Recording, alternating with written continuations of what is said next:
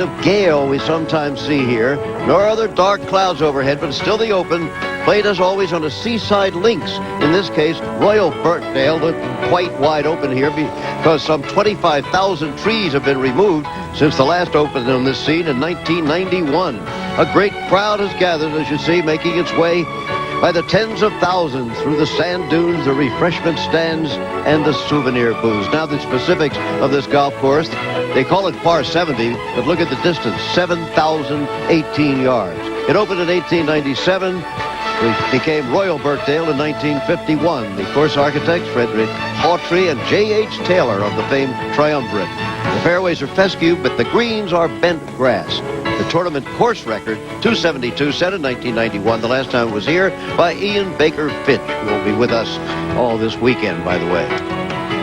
The weather, same as par, 70, humidity, 56.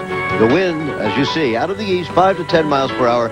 That's nothing by the standards of the British Open that we usually see. Forecast for this afternoon, mostly sunny. It's going to be a nice day here, in other words. The leader, well, guess who? Tiger Woods of the United States. After 16 holes, is 5 under par, but John Houston, also from the American Tour, shot 65. So he's the leader of the clubhouse. Then Nick Price, a former champion, Brad Faxon, Frederick Jacobson, the Swede, Vijay Singh from Fiji, Jesper Parnevik, who came so close just last year to winning this one, Bob Tway, who's been playing very well lately, had 68. Sergio Garcia is a young amateur from Spain. And there he is at -2 on the scoreboard. Let's take a look at some of the others and how they stand as you get a good long look at the Tiger and John Houston at the top. Okay, we have plenty of time to show you all the leaders as we go along. Right now, let's go over to the man who is your regular host on ESPN's Golf, has been kind enough and gracious enough to share the co-host roles with me this weekend, my friend and yours, Mike Tirico. You're on, Mike. Jim, thank you. Honored to be with you again this year at the British Open. Well, Tiger's at the top of the leaderboard with John Houston. Let's show you how he has worked his way there after pars at 1 and 2. This for birdie at 3, the 407-yard par 4. The greens are not fast because when the wind blows, it makes it impossible if the greens are fast. And Tiger likes the speed of these greens. To the 5th, 344-yard par 4. Long drive setting up this second shot.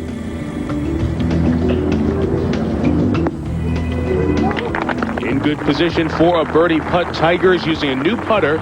It is the backup putter of Mark O'Mara. As you know, they are good friends in Orlando. They played around at Grand Cypress last week. Tiger tried Mark's blade, loved it, shot 62 with it. Has it working here at Royal Birkdale. Woods on to the 7th hole, the par 3, which is today playing 176 yards. 2 under at this point. The birdie at 3, the birdie at 5, all pars the rest of the way. And certainly a good shot into the par 3 green for another birdie. And Tiger, whose putting problems have been the reason he hasn't had more success this year on the PGA Tour, has it going early. 3 birdie putts in his first 7 holes. A par at 8 to the 9th, 411 yards, par 4. Look at the size of that drive. This is his second shot. After driving it well over 350 yards, that second set up a birdie putt for Woods. It would be his 4th on the front. Tiger goes out in 30. Par is 34 on the front, 4 under par, and making a move up the leaderboard. Par at 10. We take it to the 11th, second shot. 408-yard par 4. Down. And this really the first point where Woods stumbled in this opening round, although the ball did come back for him a little bit. This the 3rd at the par 4 11.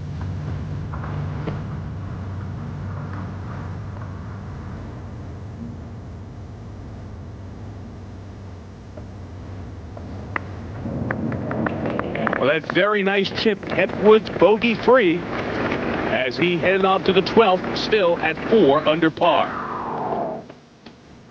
Now the par 3, playing 172. Remember the bad iron for the second shot at 11. And that one just off the back of the green, but missed a 2-footer for par. That his first bogey of the day. Would he respond? 13, par 4, 498 yards. As long a par 4 as you'll find for birdie. Gets the shot he lost at 12 right back, and Woods is back at 4 under par. Made a par at 14, then on to 15. Par 5, 544 yards. I think Mark O'Meara is not going to see that putter back. A par at 16. Tiger, with 2 to go, is tied for the lead. We're going to take you out to 17 right now, and Steve Melnick with the call. Steve? It has been a tailor-made day for Tiger Woods. Benign conditions. What a departure from what greeted these players when they came across the pond on Monday. Winds in excess of 30 miles an hour, accompanied by rain. Today, not the case. Tiger Woods at the top of the leaderboard.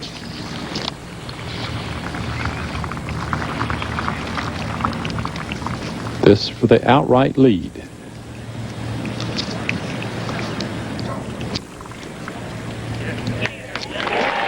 Well, today has been a complete package. He has driven the ball long and straight. His iron play, for the most part, has been excellent, but putting has been superb. Michael, back to you.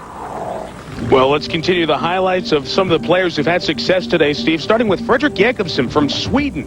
An eagle putt on 17 from 35 feet. Man who's 125th on the European money list. 32 on the back. He shot 67 today in his first ever British Open round. What a story. Then there's John Houston, who's sleeping on a mattress with magnets just so he can help heal his shoulder. That heals it pretty well. An eagle on 17 for John Houston, who had quite a back nine going. Then to 18, which is a long par 4, 472 yards. Houston found some trouble. He had all pars on the front, birdies at 10, 11, and 12. That eagle at 14 in this second shot. Get used to this week. Landing it short on 18, rolling it in. Terrific position for John Houston. A birdie putt to get his round completed with a total of 65. Man who set the record in relation to par at the Hawaiian Open earlier this year in a victory, shoots 65 to get to the top of the leaderboard. Other significant names, how have they gone on this first day? Colin Montgomery was 2 under through 6, but bogeys at 12, 13, here at 16, caused by a poor second shot, and then a bogey at 18. Monty shot 40 on the back, 73. Another difficult opening day for the man who's missed the cut in the British Open 4 of the last 6 years. Everyone wants to know when for Monty. He's already far back, 9 behind Tiger Woods right now. Sergio Garcia. If Matt Kuchar's the story as amateurs go stateside, it's Garcia, the British amateur champ, over here. How about this bomb on 3? Sergio with a birdie there, out in 33. He has since made back-to-back birdies, is 2 under with 2 to go. What a story. To 18 for Tom Watson. This be the year he wins his 6th British Open championship, even through 12. Driving problems that he tried to hole and nearly did for par on the finishing hole. He made bogey and shot a 3-over round of 73. We showed you Nick Price is in the hunt along with Tiger Woods, playing in the same group. 32 on the front, this on 15. A par 5 birdie for Nick Price got him to 3 under, since another birdie just at 17. So Nick Price is at 4 under. He and Tiger Woods playing some very good golf in their group. Price is 2 behind Woods. Houston in the clubhouse with a 65. Brad Faxon, who's been struggling on the PGA Tour, 67 to find himself tied with Jakobsen at this point. Parnevik, second. 2 of the last 4 British Opens is at 2 under. You've heard from Jim McKay and yours truly, Mike Tirico. Curtis Strange, just off the golf course, will join us in a bit. We are also joined by Peter Allis, Roger Twyble, the 91 champion when the Open was played last year at Birkdale, Ian Baker Finch, the 71 British amateur champ, Steve Melnick, Mark McCumber, second in the British Open 2 years ago, Judy Rankin, Bob Rosberg, Frank Hannigan, Jimmy Roberts. In all, these men and women have covered and played in over 165 British Opens. Certainly an accomplished group, and just an honor to be with them here this week. Tiger Woods on the tee of the par 4 18th. He's 6 under. A birdie for Tiger here will equal the record for the British Open, a round of 63. Curtis has joined us here in the tower at 18. Thanks, Mike. I'm out of breath. Tiger Woods, left to right, wind, got to be a little careful. It's easy to lose it to the right here.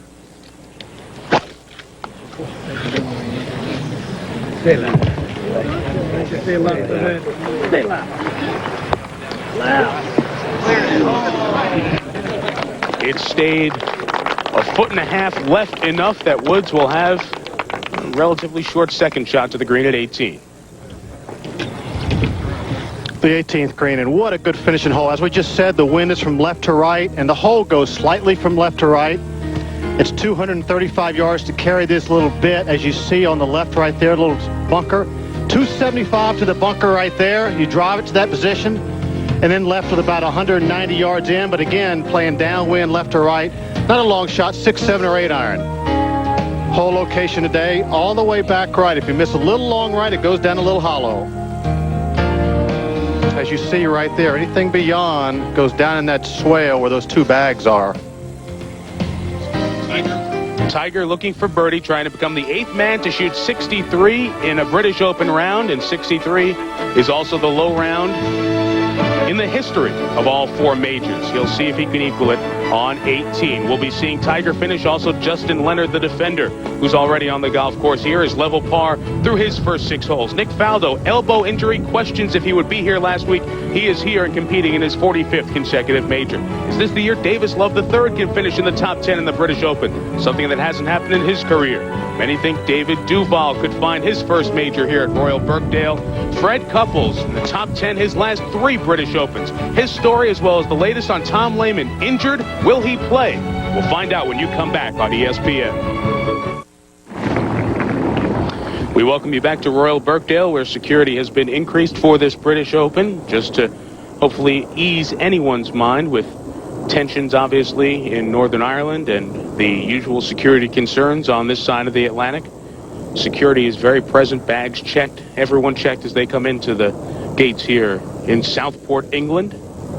It's this beautiful golf course, par 70, 34 on the front, 36 on the back, hosting a British Open for the first time since 1991. You'll see the flags of all the countries represented, and you're seeing them in their calmest state this week, as the wind has been blowing and howling during the week, as Nick Faldo and Fanny Sunnison just take a banana break and relax, a little bit of a backup. You take a look at the 18th, and we showed you the flags that are above that 18th tower, and so many countries are represented here, and so many great eras of golf, including the one that, well, talks about Gary Player, who's here again, yet to start his British Open, but standing by with Bob Rosberg. Gary, this is your 44th time at the British Open. You're a great part of history here. It's kind of a cute story. The first time you teed off, though, in 55. Well, first of all, to play 44, Bob, is very, very fortunate to stay healthy that long and to have played in the Sneed-Hogan era and then Nicklaus and Palmer, and now come along and see all these young guys playing here, which is so terrific. It's such a different game of golf over here, as you know. It's a different examination paper. But the first time, which is getting to be a bit of an old story, but seeing you asked me, I played at St Andrews, my very first Open Championship, and I was very nervous, as they call holy grund over here, holy ground. And I teed up and I was very nervous, and the starter said, player, play away, laddie. And I hit this little low hook, the worst shot you ever saw. And, you know, I went to pick up my tee, because all poor guys pick up their tee. And he called me back, he says, player, what's your handicap? I said, no, sir, I'm a professional. He says, you're a pro? I said, yes. He says, you must be a hell of a chipper of butter. I said, by the way, I am. You were, and all the great times you've had over here, Gary. You've had a tremendous amount of highlights over here. What would you say was the tops? Well, I think winning at Lytham St Anne's, the first time they ever used a big ball over here, to win with that. And they also to have a 6-shot lead going down the 71st hole.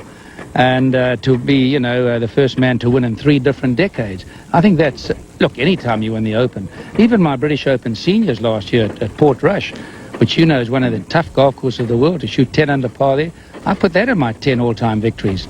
So, you know, you've got to be healthy, you've got to be a little lucky, although luck is the residue of design. If you work hard and watch your diet and exercise, you know, golf has the longevity that other sports do not have. Gary, you have a very late starting time today, but the wind hasn't really come up. Maybe it's kind of a break, huh? Well, you know, Rossi, the people in the United States would find this so fascinating. Teeing off at 1 year, I teed off at 5 o'clock, and you're teeing off and all the guys are going for dinner.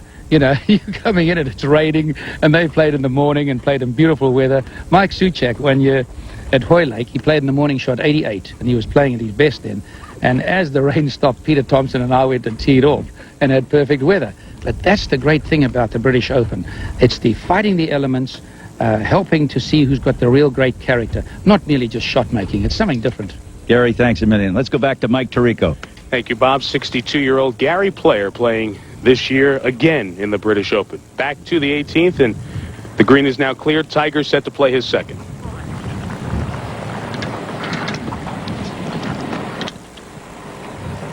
We'll have somewhere around 165, 170 yards. A little bit left to right, slightly downwind, probably a 9-iron. Got to land it well short, and it'll bounce on this green.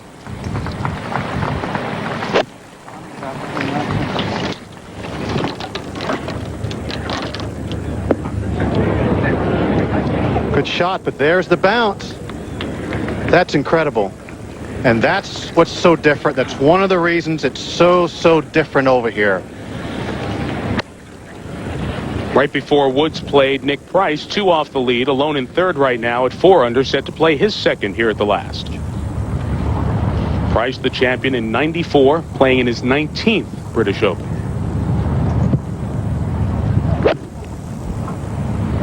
You're right. Get back there. Good play.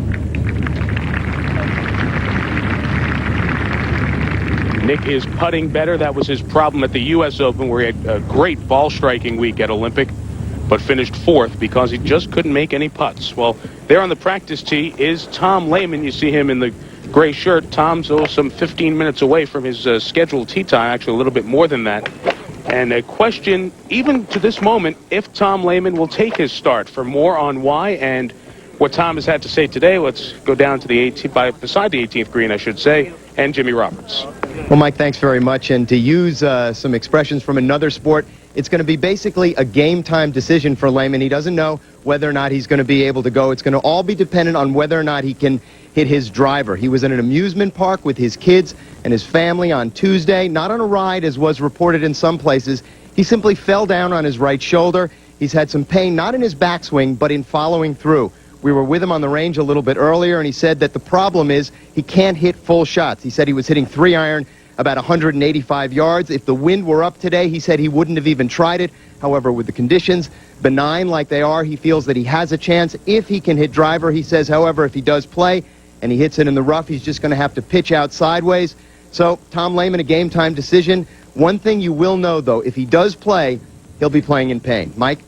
Okay, Jimmy, so we'll keep an eye on how Tom Lehman goes when his tee time comes up at 2:45 local time. That's 9:45 New York time. Malcolm McKenzie, who is the alternate who would get in if Lehman does not take the start, is ready.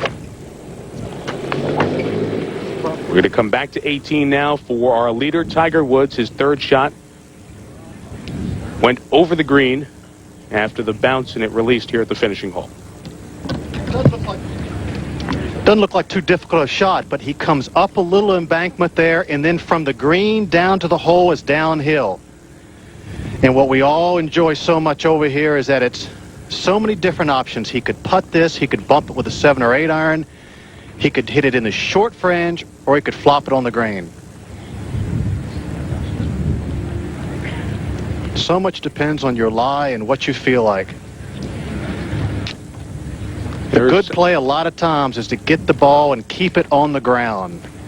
There's Tiger's British Open record. Remember, the first 2 as an amateur, and Tiger does have the low round by an amateur in a British Open when he shot 66 in the second round in '96.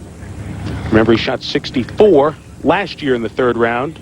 If he could hold this, it would equal the British Open record and the record for a round in a major, shooting 63. Looks like a pitching wedge or a sandwich. He's going to go either on the edge of the green or the short fringe. You know, Mike, if the conditions stay like this, Tiger is going to be very much a factor. I didn't know how much of a factor it would be if it stayed blowing 30 or 40 miles an hour.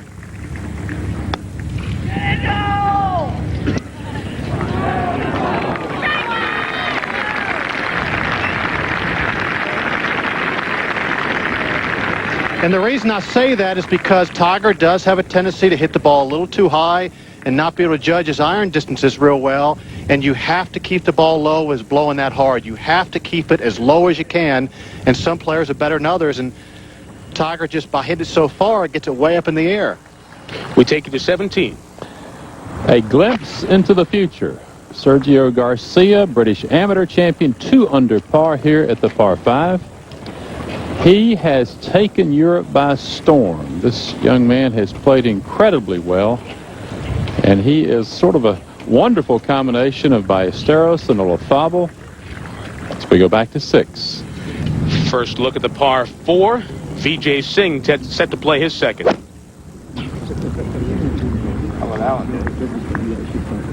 One of the toughest par 4s in golf. And that is some shot there, but wow. Been playing right into the wind all week long. 480 yards at 18. Nick Price, 4 birdie in a round of 65.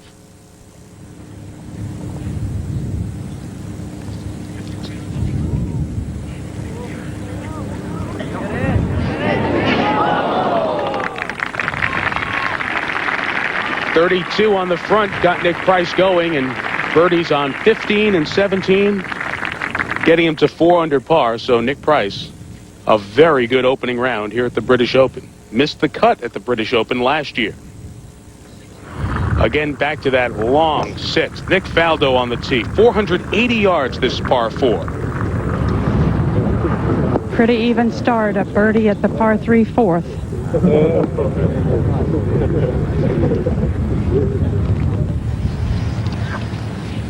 And back at 18, this is Per-Ulrik Johansson, who had a very difficult start to his round, opened up with a triple bogey 7 on the difficult 4th hole.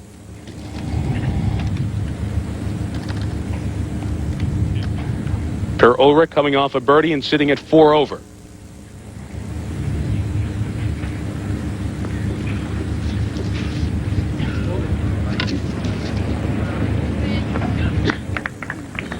Johansson, 12th in the Masters, 25th in the U.S. Open. Good player. Very mechanical player, but a very good player. Good striker of the ball. Able to play in all the different elements over in Europe from week to week. Little bit of a struggle the last couple of weeks. He's missed the last few cuts. We'll send you to 16 and Ian Baker Finch. Jesper Parnevik.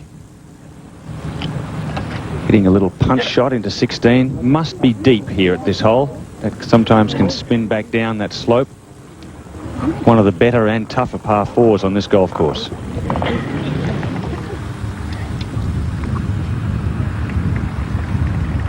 To 18. Well, Tiger for his par in a round of 64. 19 times the player has shot 63 in a major. Greg Norman in the Masters was the last to do it. Woods now for his par in a round of 64.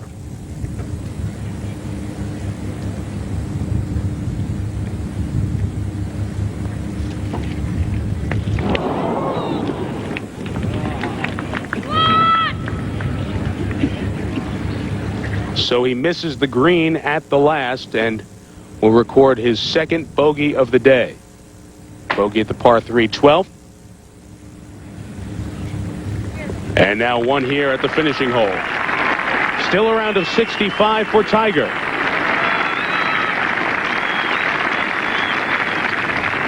There's that impressive front. Out in 30.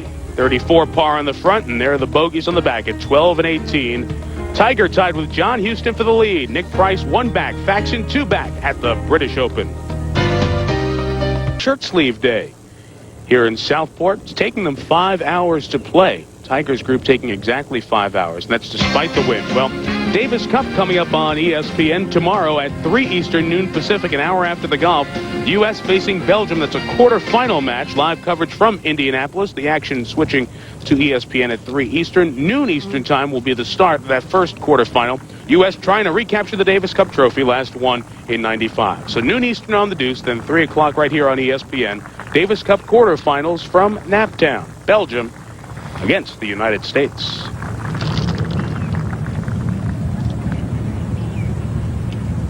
Tiger Woods and John Houston tied for the lead. Nick Price trying to close his day one off their pace with an opening round 66.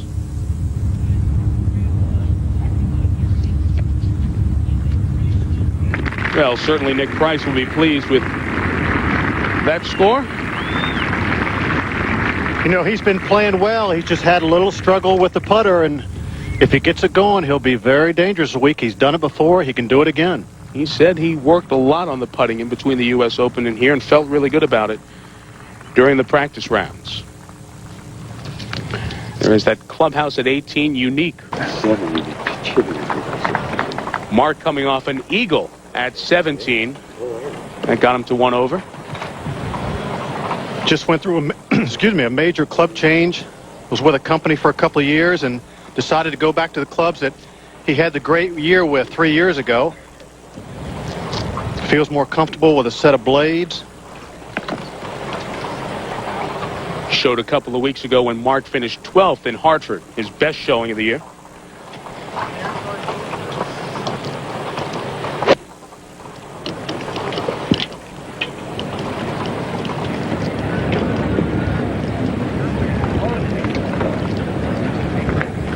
It's interesting to see where the players are landing the ball, because during the practice rounds, the flag was in the front. A lot of the players landing it there were in great position. But with the flag in the back, it's a little different judgment. It does, and I tell you, you practice rounds, 2 or 3 days in such a strong wind, and all of a sudden you come out to a golf course like this. It's very docile day. It's still some breeze, but it's so different than what it was. It's like playing a golf course you haven't had a practice round on. You're hitting different clubs. You're hitting shots into greens. You didn't judge that way the last 3 days. It's very different. Well, Tom Lehman with wife Melissa there being taken by cart to the first tee, as all the players are, because it is a bit of a walk through the crowd from the practice area to the first tee. I hope he doesn't fall off that. Tom injured playing with the kids. One of those fun centers here in England. But looks like he's going to start. Back to the 6th, then Nick Faldo.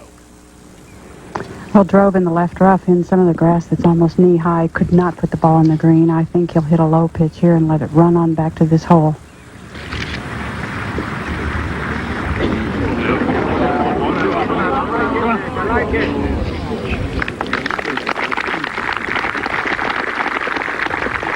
That left for par for the 3-time winner of this British Open, starting today in his 23rd British Open.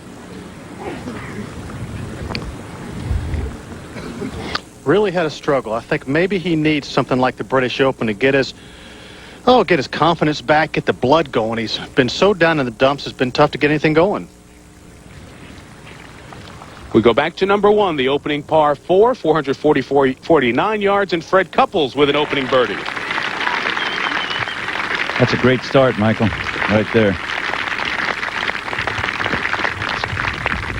Well, Rossi, Fred Couples used to great starts and great finishes here at the British Open.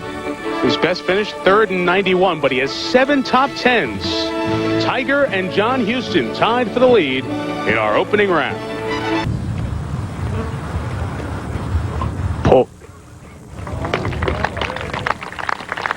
And that was the 3rd shot for Paul McGinley at the par 5, the first of the 2 par 5s on this course, as we go ahead to 18. The amateur Sergio Garcia. Watch this swing.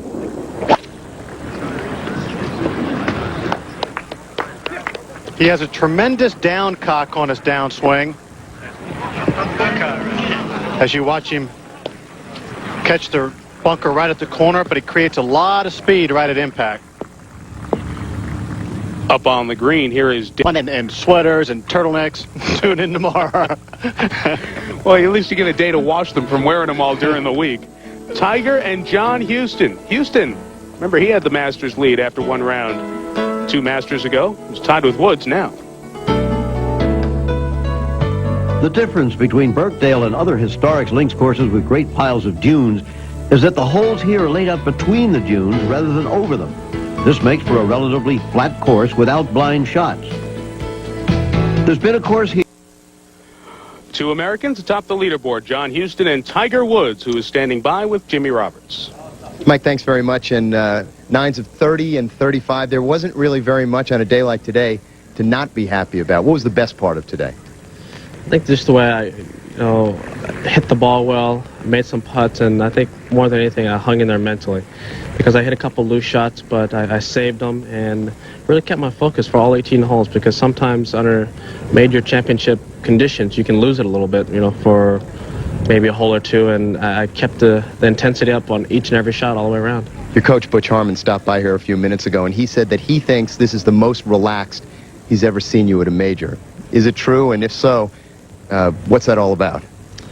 I think I was pretty relaxed at the Masters last year when I won, but I think this year, I think it's a learning process, learning what works, and I think by coming over here a week early and getting ready by playing some of the links golf made me feel more comfortable, more at home, so I didn't feel like, oh God, I didn't prepare enough, and felt itchy and nervous and antsy. Today I felt really relaxed and calm, and consequently I think my game showed. And the trip to Ireland with Payne Stewart and your good friend Mark O'Meara, who walked away with the money? Oh, God, you know what? It was pretty much even money. Payne made a hole-in-one at Ballybunion. He didn't buy any drinks, though, so we were going to get him for that one. You made some putts early. Was that a contributing factor to making you feel as if you had something going? I made a huge par putt on 9, made about an 8-footer for par on 9. I'm sorry, on 1. And made a great par on 2, made a great 2-putt from over the green, over this hump. Lagged it down there to about a foot. So I think with that touch, I felt very comfortable. On 3, I knocked in about a 10-footer, said, let's go. You're making some putts and get yourself in position, and I know they'll fall. We know now that you have a new putter, at least for this week. You stole Mark O'Meara's backup. Yeah. It's very much similar to the putter that you had used in form, but it's a little bit taller, isn't it? It's about a quarter an inch longer. I mean, nothing major. But I think more than anything, it's a look that I was used to. I grew up putting with pings and switched to Scotties and tried Odysseys. I tried everything. But I've always kind of stuck with the same look. This is very similar to what I used with the Scotty Camerons. So look-wise, it's almost identical, but I think feel-wise, it feels a little bit different. And because of that, I think you need a little change every once in a while. All right, Tiger Woods with his second-best round ever in the British Open to 65. Mike, back to you. Jimmy, thanks. We go back to 18, and this is the third for Sergio Garcia at the par 4.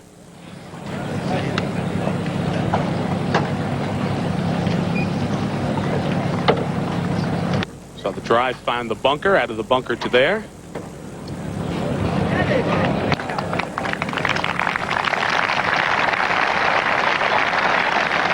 Well, if he has a short game, anything like his mentor, Severiano Ballesteros, he'll be okay.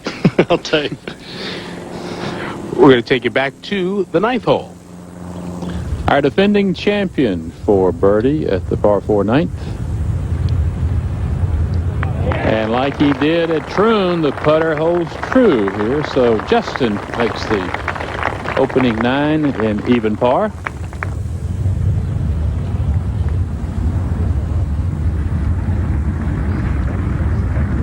Earlier here at 5, this was Mizumaki's second shot at the very short par 4.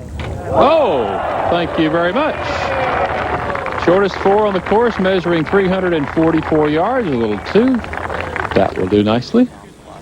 Now back to Tom Lehman at 1, Mike.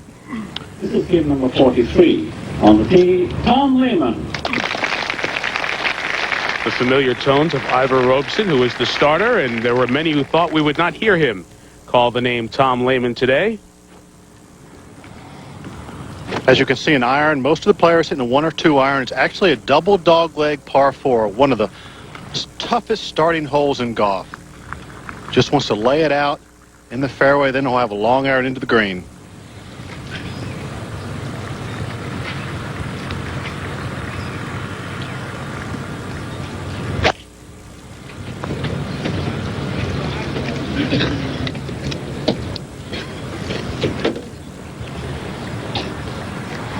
And as so many balls this week, left to right wind, they find the right rough.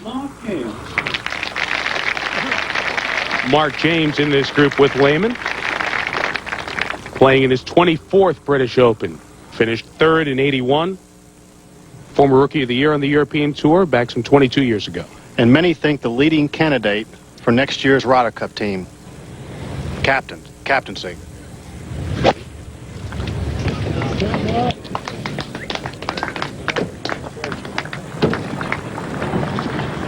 You get an idea how difficult this first fairway is to find. James in the bunker. And Ernie Els. When Tom Lehman won his British Open, Ernie Els finished second.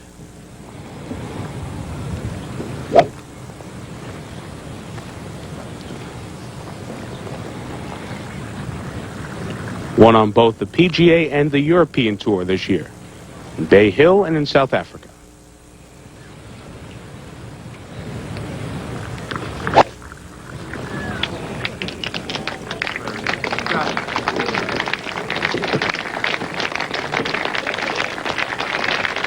Paces wide and right in the middle for Lehman, for Els. To 18, Garcia. This to save par.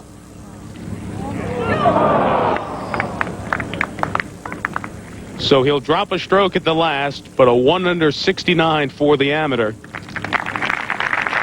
A very good start. He's one of the 5 amateurs in the field. Sergio Garcia. Well, while we have a moment, let's once again visit with our host, Jim McKay. Thanks very much, Mike. Perhaps you've just joined us. It's a beautiful afternoon here in England. It's the British Open, the first round. We're coming to you live, and, well, welcome to the world's oldest golf championship, and the one that many consider the unofficial world championship of the sport. You know, it was here at Birkdale in 1961 that our association with the Open began. And it was here in that same year that the modern era of worldwide golf began. To be sure, Arnold Palmer had already won 2 Masters and a U.S. Open, and the loyal band of fans called Arnie's Army was on the march in the United States. But the British Open had fallen on hard times. Prize money was small, and few Americans came over to play. Then Palmer played at St. Andrews in 1960, narrowly losing to Kel Negeville, Australia. 7-7. Foreign legion of recruits to his army. Well, they were all here at Birkdale the following year to cheer him on, and he didn't let them down. In atrocious weather, Palmer edged out Di Reese of Wales by a single stroke, and in the process made one shot from the rough that's memorialized by a plaque for all golf history to see.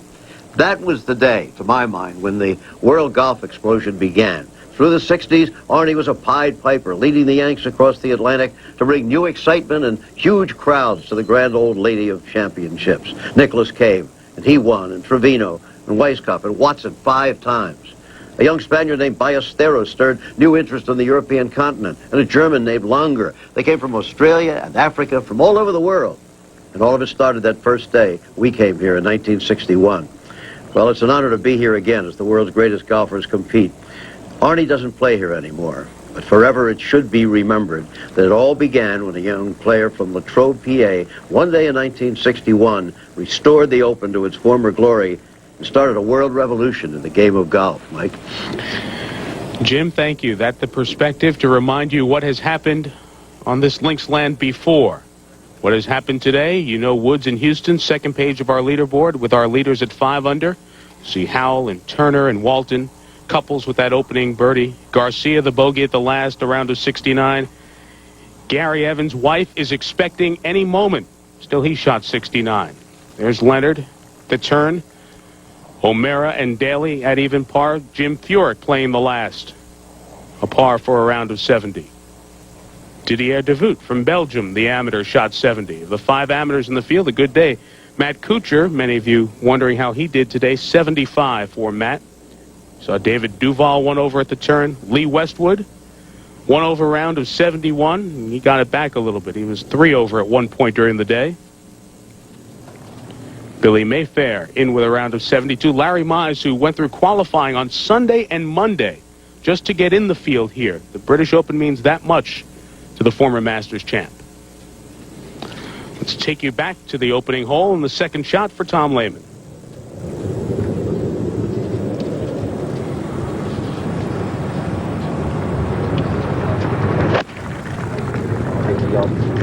Has to shoot this ball out to the left. There's a bunker that covers the right side of the green, and let it just chase on.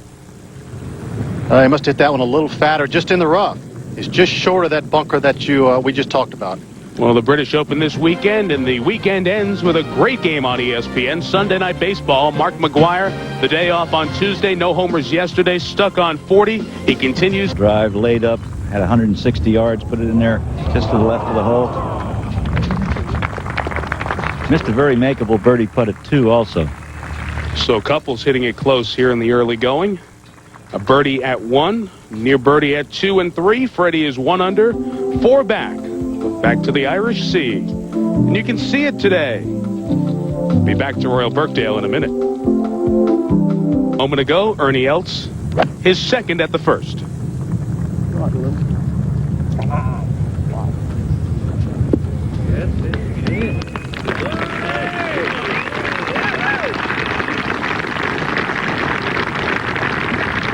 Nice one on this tough opening hole. Number 1 has yielded just 8 birdies today. Well, Brad Faxon's round of 67, along with Jacobson, certainly a little bit of a surprise. Faxon hasn't been playing well in the States. Jacobson, nobody knows this guy, essentially, so certainly a shock. We send you to the 4th and Ian. Freddie Couples with his tee shot. Long par 3.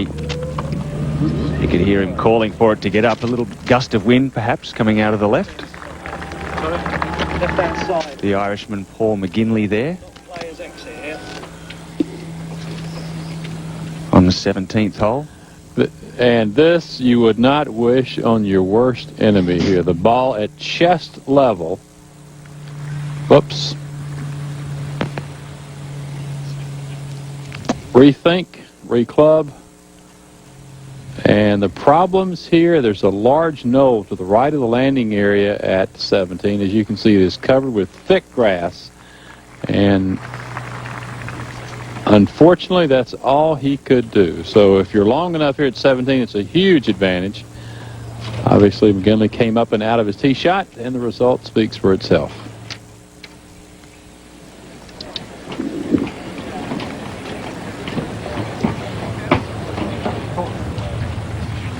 Steve, it would be nice. It's a weed whacker in some spot. I was just remembering a Christmas when I was 6 years old. To 10. Justin Leonard, second.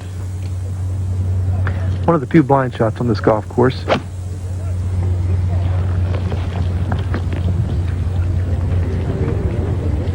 And Mark, that's so much the tendency when it's a blind shot and the wind is coming out of the left. You don't trust yourself, and you seem to come off and hit everyone to the right. That was a moment ago, and this Leonard live, his 3rd out of that bunker. And that was Justin. You couldn't see much of him there. That is a deep bunker. Mark McCumber, how has the defending champion done on his way out in the front 9? Well, actually, Justin struggled. He has only hit 4 of the first 9 greens, only driven it, and that was his 4th fairways hit in 10 holes. But he scored well. He made birdie on 9 to turn an even, but he's kind of holding the round together. And now on to the back, par 36 coming in. Mark, you've played well here in the past. Don't you agree that you just don't hit many greens out here in the British Open? You have to get it up and down. Well, I'll tell you, Curtis, statistics can make you look silly, just like club selections can. It's easy to hit good, solid golf shots and only hit 9 or 10 or 11 greens around, but you still have to score to win in this tournament, and you got to get the ball up and down quite consistently. Leonard's at even par. David Duval in this group is 1 over. Thomas Bjorn is 1 under, out in 33. Top of the leaderboard has Nick Price, a former British Open champ who shot 66 today. John Houston made all pars on the front, finished off 5 under on the back. He's tied for the lead with Tiger Woods. It's our first round of the British Open on ESPN. Welcome back as our coverage of the 127th Open Championship. If you come over to the British Open, and if you're a golf fan, you have to at some point in your life, you will just see the signs that say the Open Championship. It's not the British Open, only for those of us back in the States. Woods in Houston, rounds of 65. We go to the 6th, the long par 4, 480 yards, and the second for the U.S. Open champ, Lee Janzen.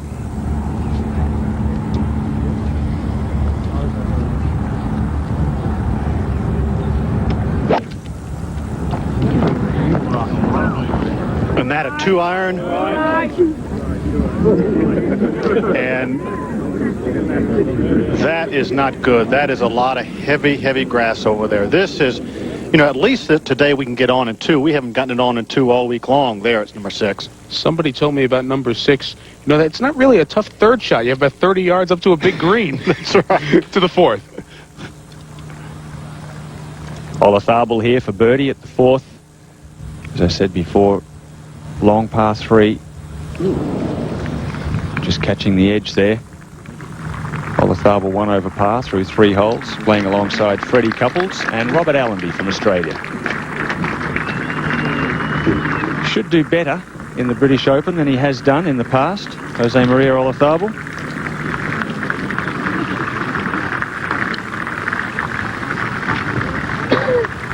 Back out to 6. Well, Jansen has found his ball and is set to play his 3rd.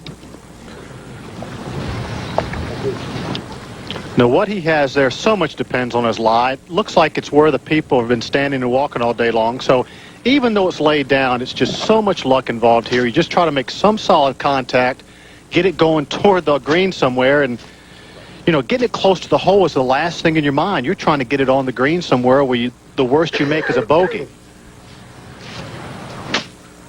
And you can tell by his practice swing the lie is not very good. And he walked well away from where his ball is to take a practice swing. Well, it gets laying on top of the grass and is almost like playing pickup sticks. If you get too close to it, you know, the ball being a couple of yards from you might just move. But again, trying to get it close to the hole is the last thing on his mind. He's just trying to get it up there where he can have an opportunity for a putt at it.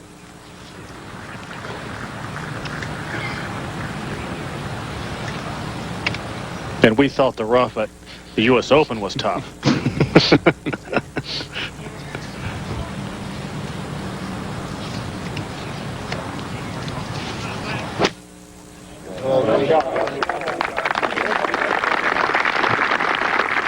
And there he's hit a marvelous shot. Again, 12 feet or so out of that lie is a wonderful golf shot. He has a chance to save par. At the 10th, here's Justin Leonard to stay at even par. Their poor second, nice up and down from the bunker.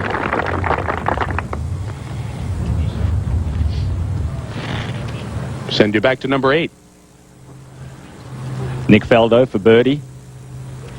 A real slip for Nick back at the par 3 7th. Had what I thought was a pretty easy greenside bunker shot and left the ball in the bunker, made a tough 4.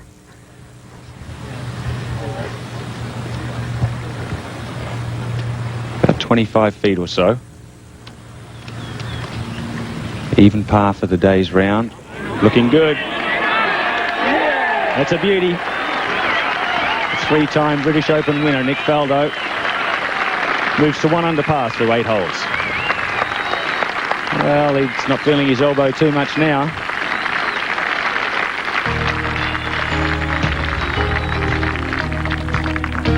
We'll be back in just a little while for some more great golf here at the Open Championship.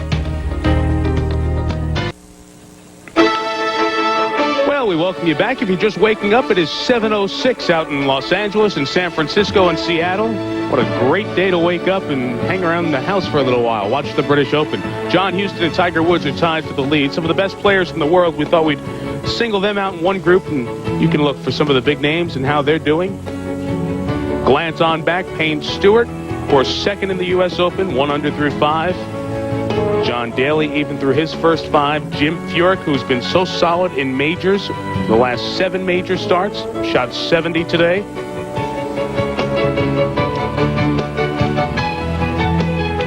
There is Colin Montgomery with his 3 over 73. Cooch with a 75. Phil Mickelson is just teed off on number 1. That's 9:55 New York time. It now being 7 after 10 New York time. Mickelson's playing the opening par 4, which is played second toughest of the 18 at Birkdale today.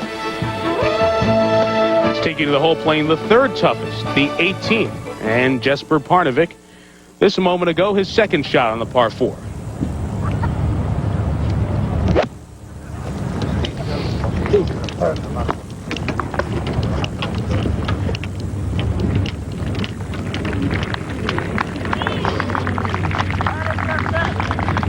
certainly right on line from Parnevik, who shot 32, 2 under on the front, has made 8 consecutive pars.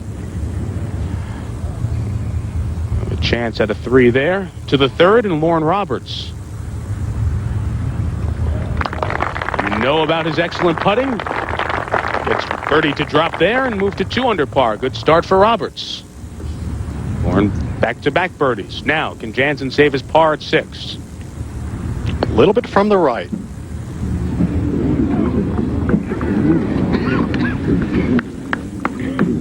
So a bogey on 1 and a bogey on 6. He's not alone.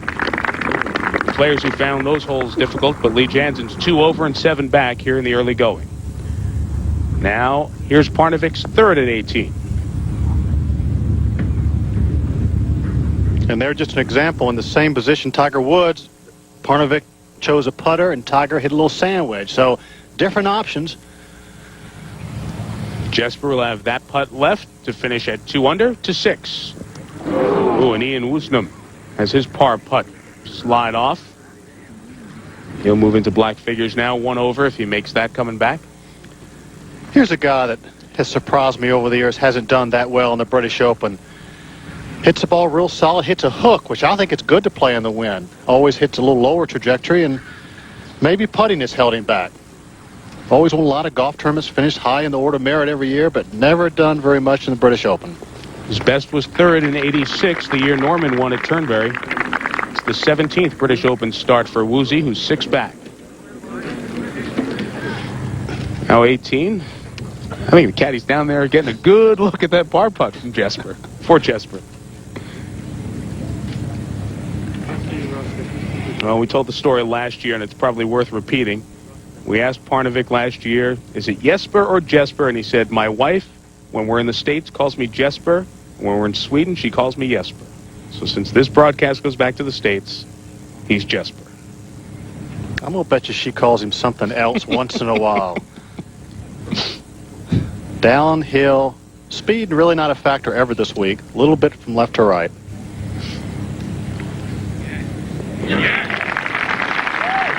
Nine consecutive pars on the back for Parnevik. 2 under on today's round of 68. 3 off the lead, which is held by Tiger Woods and John Houston. That's young Sergio Garcia, who shot a 1 under 69. You'll hear from him when we continue our coverage of the British Open. And this is Tom Lehman at the second hole, 421-yard par 4. Lehman with this putt for birdie. Iffy situation this morning, whether Tom would start or not after injuring his shoulder, playing with his children. But the conditions obviously very favorable. Not much of a wind today, as he'll have that left for his par, and we go ahead to 9. Nick Faldo set to play his second, Judy. 165 yards. It'll play very short. He's just in some light rough. The ball's sitting nicely, but might not sit down quite as quickly. The wind at his back and coming from the right. I can't imagine more than an 8-iron. He is playing in his 44th consecutive major championship. And he has played very well this first 9 holes. Actually, I think he needs it, Judy, as poorly as he's played by his standards. So this is an important way to begin the championship. Well, you drive it in the rough, and the result, ooh, ball disappeared behind the screen. That's a deep swell back there. 5 under score of 65 in this opening round of the 127th British Open Championship. And it has been a wonderful surprise to see Sergio Garcia play so well. He joins our Jimmy Roberts now. Jimmy?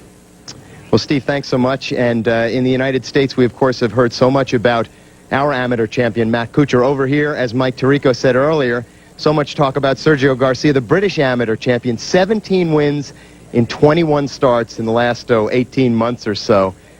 Tell our American audience a little bit about what the best parts of your game are and how you get that done. Well, I've been playing very well. All my game is going quite well. But probably the worst thing of my game is the putter. Sometimes I'm a little bit irregular, but I've been playing quite well everything. Yeah. For you to come in here and play in a British Open, this is your second time for you. It's the Open Championship. How much of a thrill is that? Do you feel any intimidation playing side by side with these players, or is it just a thrill? Well, I think the first Open I play here it's been very good for me to this one, because first time I played I was so nervous, so excited, and this year I was more calm. Yeah, it was the Open, but I mean it was more like another tournament. I wasn't so nervous. And of course, you've won a professional tournament on the Spanish PGA Tour, as well as the British Amateur, playing in your first Open Championship at Lytham 2 years ago, which Tom Lehman won. Let's take a look at some of your highlights here. It was an exciting round today. This is on the third hole, a long birdie putt. That's right. It was a very long birdie putt. I hit it a little bit hard, and I was telling hit the hole, and it did. Then on the ninth hole, your tee shot. Yeah, a little excited there. On the ninth hole, this was the first fairway you missed. Yeah, it was the first. I thought I was in the fairway, but it was just right. And he had a very good shot from there and make a good putt there. Made the turn at 1 under, and then the birdie putt at 15 coming up. Yeah, it was a good hole. I almost reached the green in 2. I got a difficult bunker shot. I made it quite well, a little short, and then I hold this good putt here.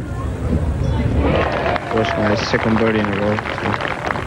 So a 69 going into the final hole, 2 under par, but a bogey on the 18th hole. So much speculation about amateurs in play and whether or not they plan to turn professional.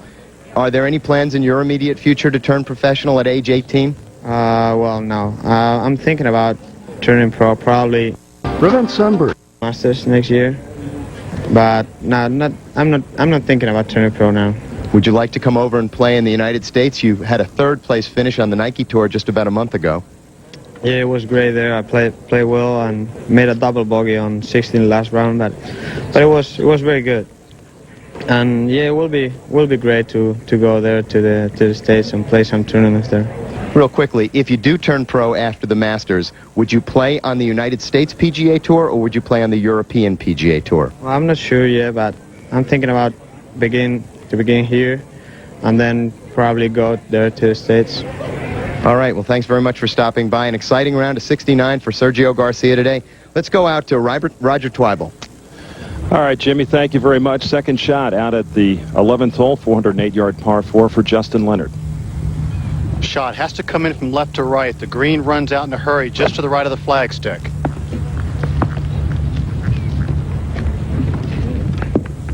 And that's exactly what he's done, Raj. Big green here, Curtis, 36 yards long. As Leonard even par on his round after a birdie at 2, and then as we go to the 9th. Almost impossible lie for Faldo behind the green. It may not look too good, but not a bad play. The ball was seated among some matted grass and just couldn't get the club on it. Scoring excellent today.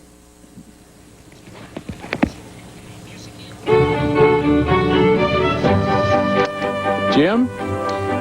Okay, thank you, Steve. There's a look at the leaderboard. Once again, Tiger Woods and John Houston with the 65s to lead by 1 over former champion Nick Price of Zimbabwe. Faxon and the rest that you saw. Across the water and up the coast just about 12 miles is the town of Blackpool, where the British working man takes Mum and the kids in the month of July or August to ride the roller coaster and to see the famed Blackpool Tower on your right there. They call it the Coney Island of England. It's also sort of a 1912 version of Disney World. We'll be back. And today it's like this: a few pints and away you go. And if you wake up in time, you'll see close of play, which will be about 8:30 our time, I guess. You can practice your swing while buying a few stocks and shares. Could be a time to sell,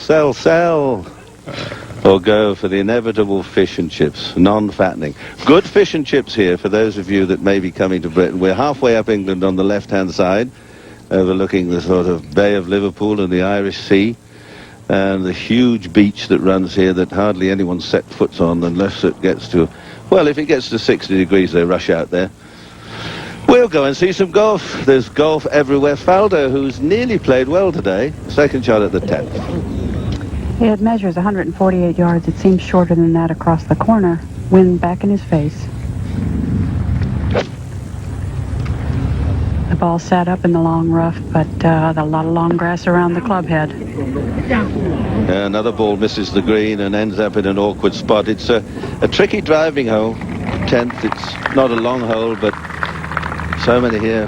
Positional play. Couples at the 6th, his second.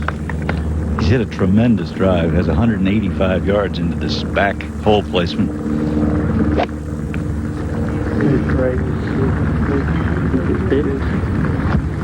Rossi, that's a heck of a tee shot, but a heck of a chance to take to try to drive a 3-wood or driver on that hole. Whatever he hit, Curtis, he carried the bunker by about 35 yards.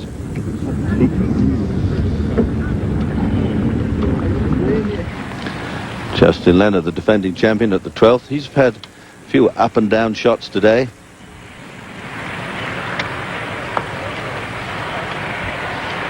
It's looking pretty good if it comes. So near. And it's by such margins that championships and tournaments are won and lost. Very good scoring, I think, on this opening day, with the United States players pretty well dominating the scene. There's a long way to go yet, but I think the 2 rounds of 65 from Woods and Houston are excellent, and they'll both be thinking they should have been better. Of course, they might have been worse as well. Peter, we just saw Justin Leonard come up short on the putting, and that's one of the differences between U.S. and golf in Britain, is that, or especially the British Open, the greens are slower. Yeah. Is that done for a specific reason, because of the weather, or is it the grass, or? I think it's a bit of both, but remember, the wind can blow here. They're very exposed courses. Most if not all, U.S. Open courses are open. Well, Pebble Beach is open, but you can get greens here. They had to stop play the other day because the wind was blowing the balls about on the greens, and it was in the pre-qualifying as Couples comes from behind the green at the 6th. Long putt. Well, he's putting it. You can see he's just off the green. Well, the reason I asked, as we see Freddie there, the reason I ask is there's a lot of talk in the States now that greens are just getting too fast. I would agree with that, because sometimes I think good players are made to look foolish sometimes when they're trying to get down in 2 from about 8 feet. Faldo trying to get his par at the 10th. Well, he played a good shot off that bank, and he's done well to get a 4. He's holed a couple of long putts today in the first few holes, because he had his bad arm. There was a lot of treatment last week, but well, there's a long day stretching ahead of us. Woods and Houston lead at 5 under. Price and Faxon there, lots of good stuff around. Freddie Couples at the 6th, this short putt for a par.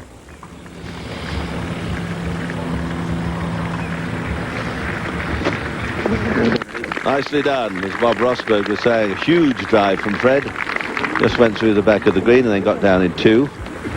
The people's favourite is Allenby. This was for a 3 at the 6th. Wonderful second shot. And he's got it. Well done. Not too many threes. Not too many threes on this 6th hole today. Goes to 1 under par.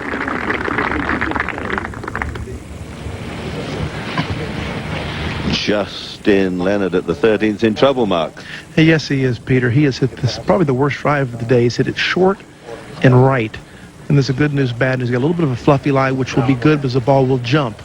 But he has got well over 200 yards to this 498-yard par 4, which earlier in the week was playing. I mean, Tom Kite hit 3-wood 9-iron here in the practice round yesterday. Well, there you see, it's a pretty tangly lie. And, of course, there may be some dead twigs of grass or whatever around and about. You're always a little bit afraid if you try and clear some of the debris, you might cause the ball to move. And if you do, of course, it's a penalty.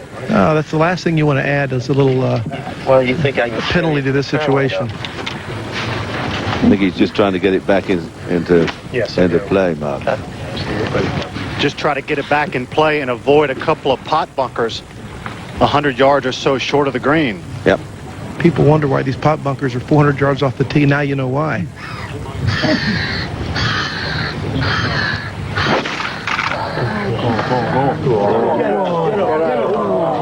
He's gotten to another bad spot here. Some very bad rough.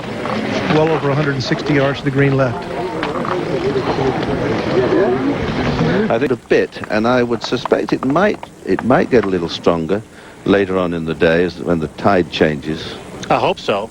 You do hope so, yes. You always had a kindly streak in you. Not many people know that. Just being a competitor. Tennessee counties. David Duval seems to be struggling a bit, Mark. Well, David hit on the same line as Justin. The good news for him, he's hit it about 30 yards further than Justin, just as far off line, but 30 yards closer to the hole. And he's got a good lie out of the rough, but he still has 188 yards. He will have to land this ball short, maybe at best on the front of the green, and let it just release back to the hole. Big-time storms, eastern Nebraska, western Iowa. Watch out, Omaha, Council Bluffs, maybe. And you can be coming in, attempting to hit it hard, and the club can be twisted, or the club face can be twisted. There is a lot of guesswork. This is only the third fairway he's missed, but he's missed it in a tough spot here. David has not putted well at all today to be 2 over par. My par of 34 out is very severe, I think, even on a calmish day like this. And this was one of his advantages, strength. We got through that well. Oh, yes. Yeah, Peter, not only strength when you can hit it 9 miles off the tee like David Duval, Tiger Woods, John Daly, but the strength to play it out of bad weather, out of rough that you just saw, David. Oh, a tremendous asset. That's one of the beauties of these golf courses. They're designed to do that. They give you room to run the ball into the green.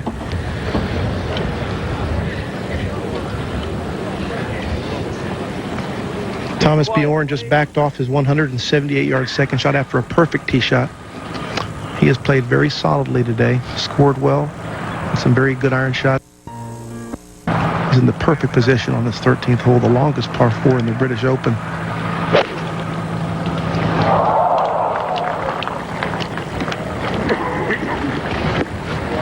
Good shot.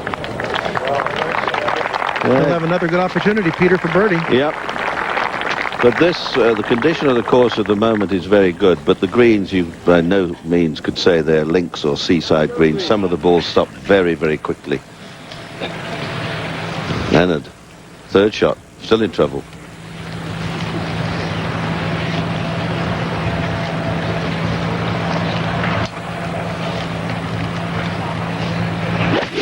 And that's gone way left. See, he doesn't have the strength of wrist. He's gone from the frying pan to the fire, literally. He's in a tremendously bad position. He has no green to work with if he goes to the pin. He'll have to play away from the pin on his next shot. 13th, unlucky for some.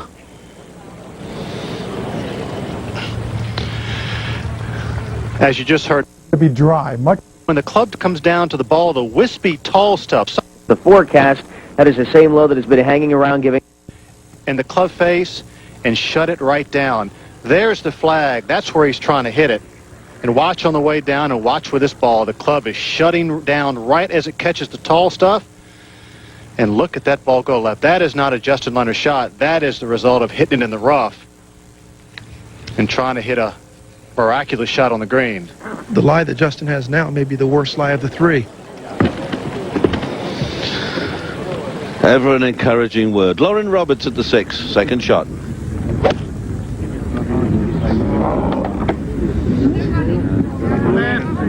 Oh, it might be all right, yes. You used to play this as a 5. And of course, when you suddenly just alter the yardage or have your scorecards reprinted and say it's a 4, it changes things quite dramatically. They've got 2 under, that's good. To the 9th we'll go and see what's happening there. US Open champion Lee Jensen.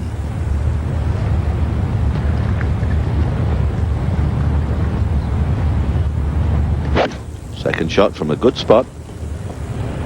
Uh-oh. You just can't afford it. If you put it in these fairways, you can't afford to hit a wayward shot like that. You have to put it on the green somewhere. Well, look at this Tour de France, which is one of the great happenings in Europe. Stage 5, it's tonight on ESPN. And if you don't think those fellas can ride a bit, well, you take a look. They travel at 40, 50 miles an hour, and if they fall off on those cobblestones, they get wounded. Enjoy it. ESPN 2, that's on tonight, 7:30 Eastern, 4:30 Pacific.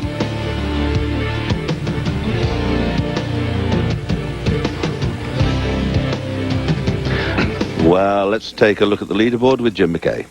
Why don't you call it the deuce like we do over in the States? Huh? ESPN 2. That's the 2 of hearts, isn't it? There's something like that. Here's the leaderboard. Tiger Woods and John Houston tied atop it at 65, 1 stroke ahead of Nick Price, and they're the others. Faxon and Jakobsen of Sweden, Singh from Fiji. We're worldwide golfers here. Parnevik of Sweden, the great putter Lauren Roberts. Now, they seem to favor sort of unusual arc. The high on. In this part of the country, they've got the great house, which was designed to look like a ship at sea.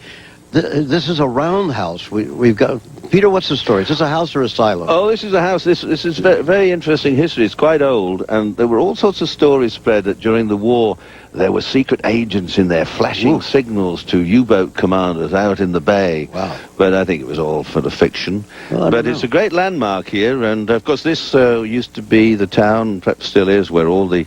When cotton was king, the cotton barons used to make their money down around Manchester, and the shipping magnates from Liverpool. They didn't grow it here.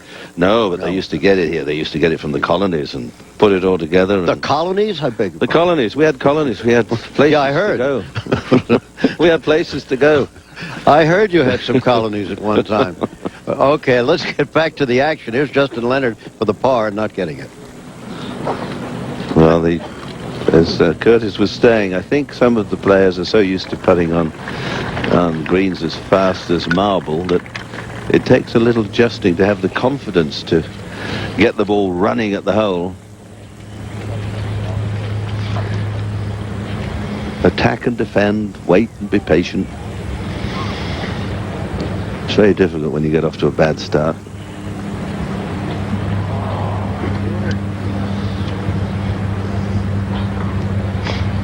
Well, Justin will be glad to see the end of that hole.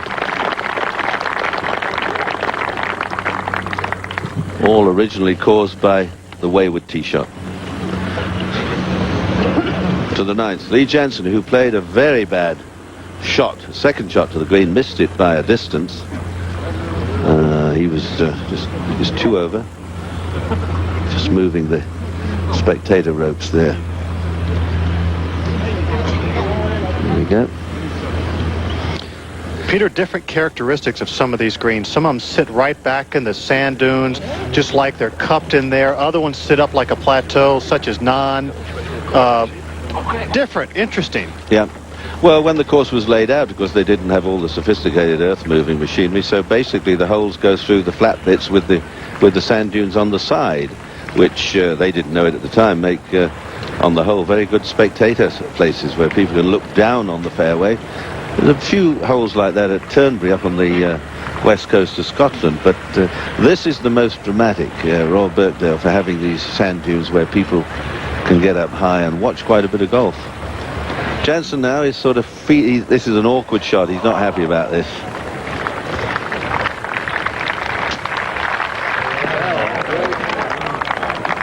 Well, it was he played it well. He's got a fair result, but in all truth, he shouldn't have been down there. Faldo at the 11th. Second shot. 143 yards, the breeze in his face. No, doesn't like it. Got a mouthful Heading of dirt. left of the flagstick. That was a funny reaction from Nick. It's almost like somebody was shooting at him. Either his arm might have hurt him or something happened. I think he hit the ground and he got a dry bit of fairway, Curtis, the wind against, and blew some dirt up in his face. O'Meara, his second. Just a little closer, 137 yards for Mark. Hasn't found his first birdie today.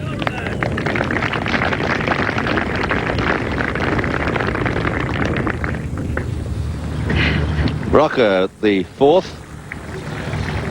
Down the hill, good short hole. Oh, very nice shot.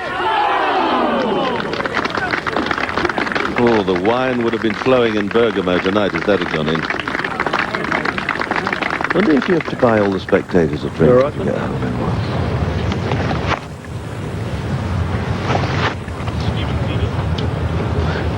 Stephen Leaney, who's been playing the European Tour for, well, for most of the season. And good-looking player he is, too. From Australia, playing with Raymond Russell and Joe Darrant. Wozen, though, at the 9th. For a birdie. Not looking too bad. Oh.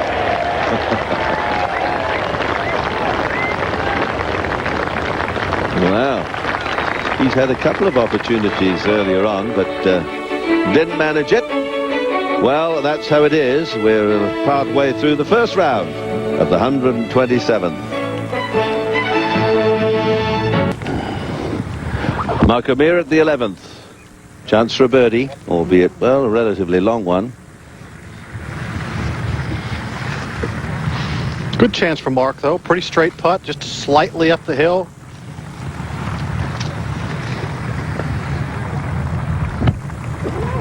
And he... very close. Even when he misses them, they look pretty good. They do, don't they? They certainly do. Allenby at the 7th for a birdie. This to go 2 under.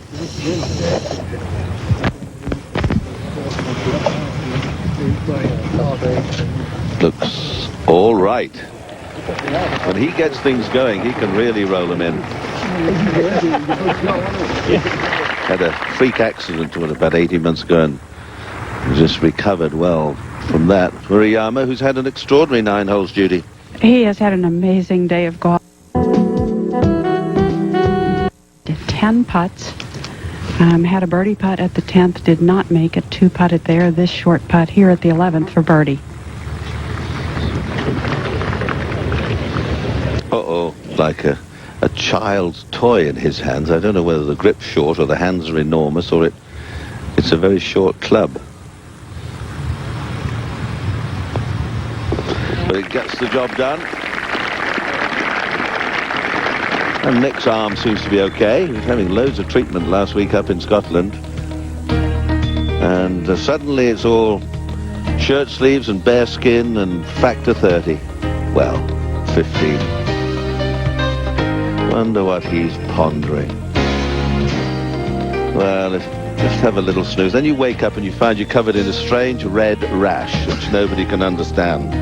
And you sometimes have an awful job explaining it away. Commercial fishing used to be so easy along the beaches of Southport that it was done this way. The fishermen attached nets to stakes. It's no pushover hole. Let's take a look at the 10th hole. To me, one of the toughest driving holes in the golf course because the wind comes out of the left, the fairway slopes from left to right as you see, and then it doglegs to the left around the 2 bunkers on the corner. Very difficult. These 2 bunkers on the right get a lot of action. Anything to the right will get in one of those top 2 bunkers. You can bet on that. And then a blind second shot over the sand dunes on the left. Today, the flagstick way back left of the green. You can't see it from the fairway. Wonderful golf hole. And here you can see the flagstick. Well, not all the way back left, but very much on the left side of the green. And there you see the drives coming out. I said, there you are. Anything to the right will catch these 2 bunkers on the right, and then the big sand dunes all in this area. Not a long hole, but a difficult one.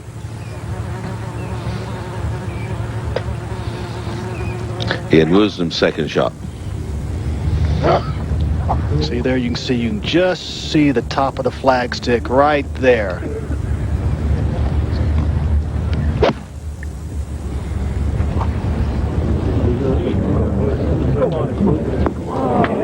That's a good one. Ian's Woosnam's been hitting the ball very well indeed. He finished tied second at Loch Lomond last week. as we look at Faldo. 6 iron now at the 12th. 172 yards. He walked all the way out to the front of his tee box to try to judge the wind. Well left. That's not straight hitting. No, they tend to complain about their putting, but, you know, missing greens. It's all right saying you're going for the flag, but sometimes you can't afford to miss the green on that particular side. Puts a lot of pressure on you chipping and putting. Sure does. Thomas Bjorn at the 14th for a par. See, there's always a little bit left. He misses quite a few of those, but he is a very good player. He's come through in the last couple of seasons. Strikes the ball a long way, and sometimes he has the inner burn, which worries me slightly. Doesn't sort of get rid of his emotions, but then if you do, you get fined. So what does a fella do? What do you do? Did you ever get fined out on the European Tour, Peter? Certainly not. I was goody two-shoes. Yeah, this is all operated by young children that, not so young, they're from my son's school, provide some of the boys from Cranley, Charterhouse, St Andrews University, Giggleswick School, up in the north of England, famous old school there, and they play their golf at Settle Golf Club, which is a... But here's Mr. Else in a spot of bother.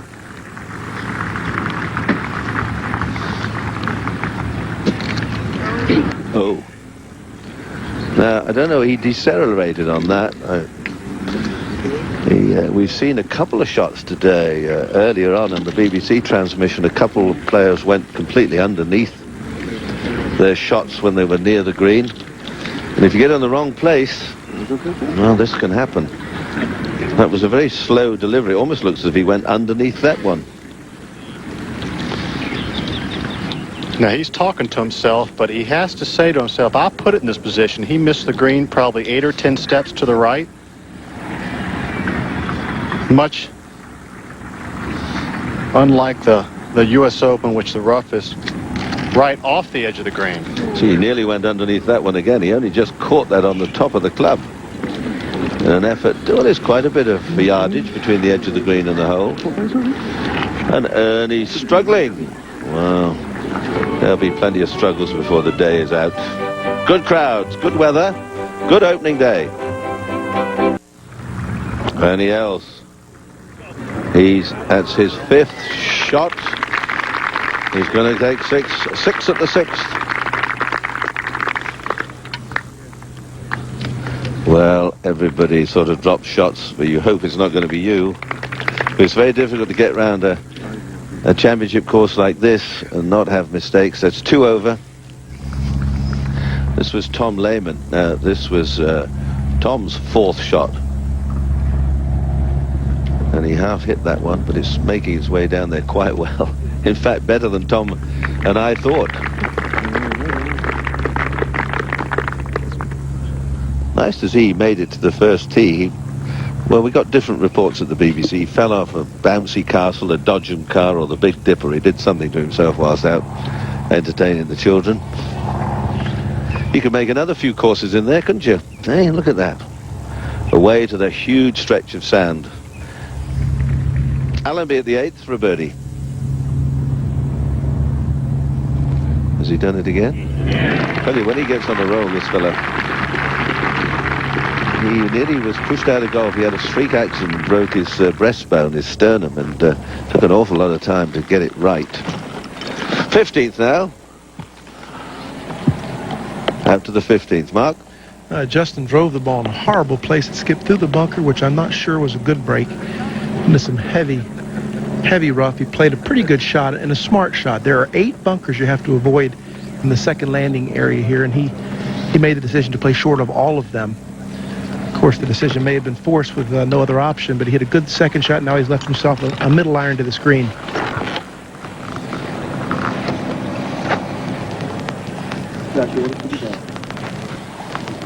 Hit it. Yeah, I was just thinking a good solid hold. And then go ahead and hit it that way now. Okay. Quite a rapport builds up between player and caddy, and it's just a question of giving each other confidence. Wind out of the right, and he heard his caddy say a good solid hold, which means he's going to cut it back against the wind just a little bit.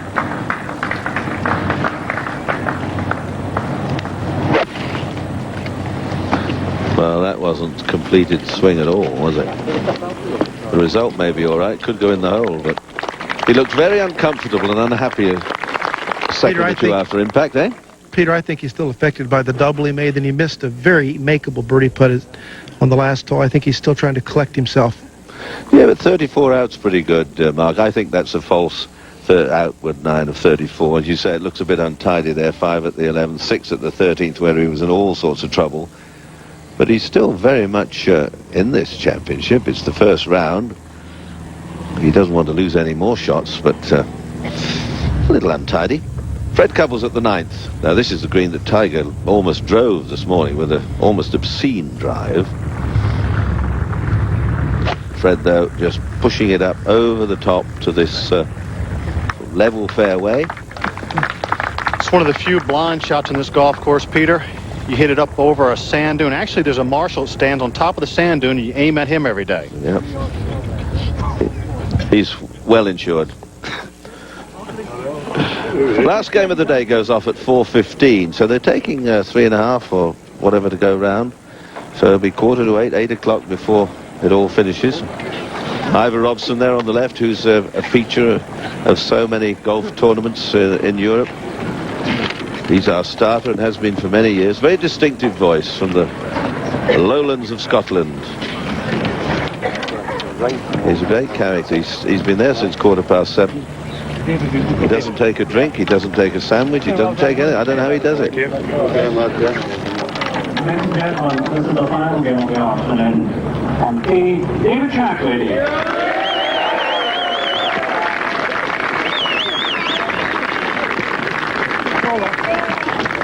Shacklady, this is a new name to me.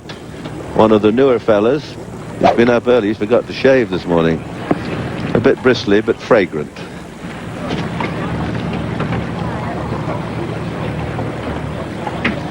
A lot of competitors have taken iron off this first tee. Many of them missed the fairway too. You know, Peter, when you play this late in the day... I think he's got some support here. I think they're finally glad to see everybody get off. But when you play this late in the day, you're almost spent. I mean, it's a long, long day waiting around. I know Nick Price and I played a couple years ago at St. Andrews. We played at 3:15. You feel like you'd already played 18 by the time you get to the first tee. It's hard to fill your time without making yourself tired. This is Stephen Armstrong, also from here in Britain.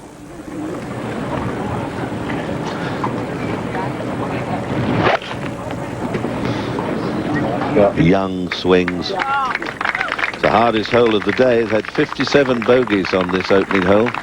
57 fives. On P, John Lovell. And John Lovell, final ball of the day to be struck off the first tee. John's a club professional from Brokenhurst Manor. Brockenhurst. Brockenhurst, eh? You know he's excited about being here, huh? I bet he is, yeah. It's way out in the country.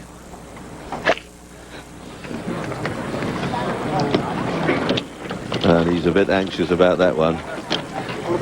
But away they go. Only 9 birdies so far today at this first hole.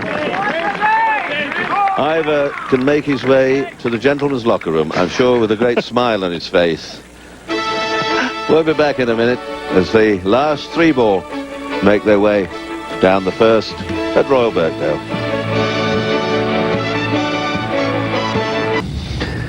The 15th now. David Duval has reached this par 5 in 2. He's 2 over. 1 good shot here could get him back to level. He's not in bad shape. You know, maybe make this one or for sure make birdie, and then he has a 17 that is very reachable for David Duval. Hit a middle iron to short iron into that hole. He's had a few long putts today, Curtis, that he's raced past the hole, and it does put a tremendous strain on your nerves. Couples second at the 9th. Couples laid way back with an iron off the tee, has 197 yards into this hole. Rossi, he had to miss-hit that to be back so far. He had to. Because, I mean, any kind of an iron will... It didn't carry over the hill and just bounced straight up in the air. It's just curling round. Safely on the green. Check on the leaderboard. Woods and Houston were out relatively early. They're in with those splendid 65s. Now, Robert Allenby at the top there, we saw him holding a putt, and we got some wrong information. It was one more than we thought it was. So he's at, it was for a par, not a birdie. Lots of players you can see at 2 under and 1 under. And some very good scores. Sam Torrance was out sort of 7:30 this morning, and he's roared away. Finished with a 69. Furyk, a nice round 70 there. Steve Stricker. So it was nice when we get newish players from the United States coming to Britain and doing well in the championship, and hopefully enjoying themselves. Really is an event of all nations.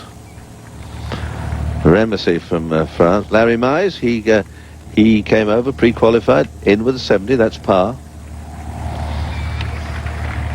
Frank Nobilo's just sort of set out on his, and I'm told that I was being very generous. The first groups were round in about 3 hours 40 minutes.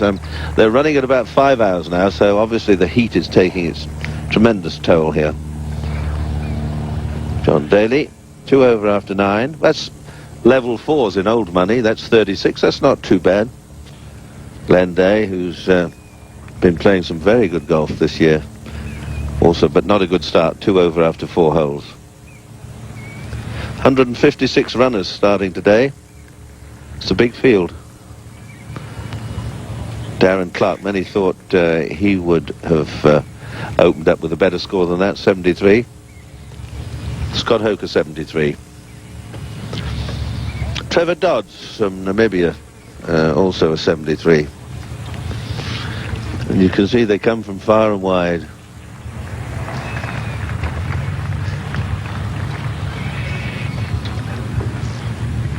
Now we're getting down to the 4 over. You see, if you finish with a 4 over round, that really is a 74, which in a championship on a difficult course isn't such a dramatically bad score. It doesn't look too good when people go around 65. And that's it. Gone through the whole lot. Now they've all gone. Let's go up and join Jim McKay. All right, Peter, you know, the last time Jack Nicklaus did not play in the British Open, John F. Kennedy was president. 7 presidents, and 37 years later, there's a certain emptiness here at Royal Birkdale. Jack had become such a part of the Open, well, as much a part, I think, as the claret jug itself. But this time, all of us feel a bit older, because Jack isn't here. Time after time, he fended off opponents. Palmer, Trevino, Watson, Weisskopf, one after the other. Ballesteros, Faldo, and all the rest had their days. But through it all, Nicklaus was a constant, ever present, ever competitive, the standard by which all the rest were measured. 3 Open championships, 7 second places, and 3 thirds. Whether throwing the putter in the air at St. Andrews like a schoolboy after his first victory, or just giving the ball that penetrating, gimlet-eyed stare he had, willing it into the hole, it seemed. He was all that the sport of golf represents: strength, grace, and an equanimity that overcame all obstacles. And now he tells us that the aging left hip needs attention, perhaps an operation. He says he will do whatever is necessary so that he can play in all 4 majors in the year 2000 at the age of 60, then retire from competition. The driver, miserable lie, could barely move the ball to the fairway. Some holes downhill with the prevailing wind behind, or sort of driving wedges. So the club set really the par.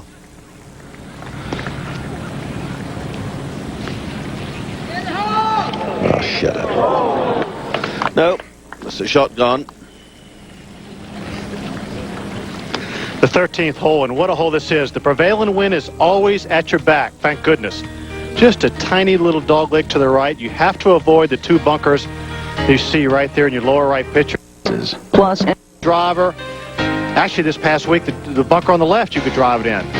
But there, from anywhere from a 2-iron to an 8-iron to this green that's, again, guarded pretty sharp on the front left side of the green. You have to avoid that bunker. The hole location today, middle, back, left. Let's go back to 11. All right. Thank you very much, Curtis. Is Payne Stewart with his second shot at this 408-yard par 4 and from the thick to the thick rough. So well short as Stewart decided to take a run at the green here with his second shot at this 11th hole. The flagstick cut 27 back and 4 paces from the right. The 11th with a very big green as we move to the 14th. And at the par 3, Vijay Singh, who is still 2 under on his round. Trying to get another one under par here.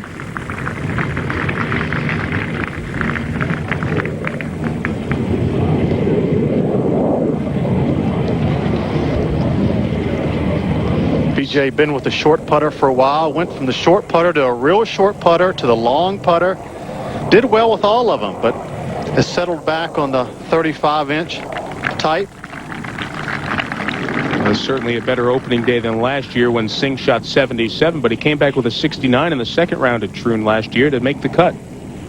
2 under today with 4 to play. Players, a bogey for Dick, a bogey for Mariama, and a 6 for Mark O'Meara.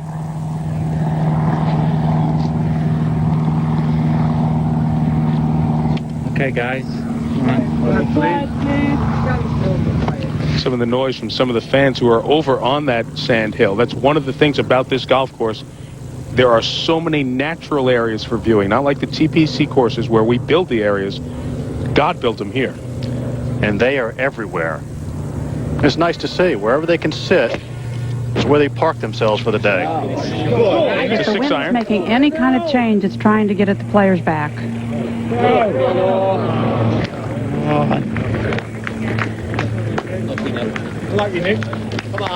Be a difficult pitch. Straight up a slope of some 4 or 5 feet. Gonna have to go up, and Nick might stay down on the ground.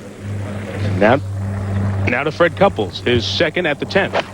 He laid way back, had 170 yards into the hole out of the light rough. Freddie hadn't hit that driver many times, Curtis. Just used it twice. Used it at the second hole and on 6. Again, the fairways are tight. You can't afford to put it in the rough if you can hit it far enough with an iron. Now Marco at 14.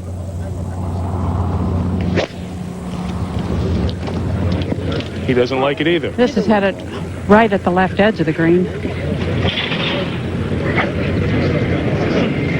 Like you said, Curtis, it's a tee box that you see players stand on a lot because you do a lot of thinking and it plays on your mind, and at the end of the day, it usually wins. Well, it looks like such a simple shot, and it isn't.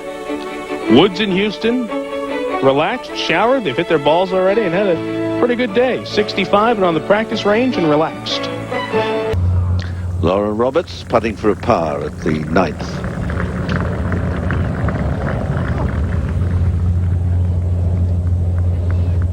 Wonderful, slow putting stroke.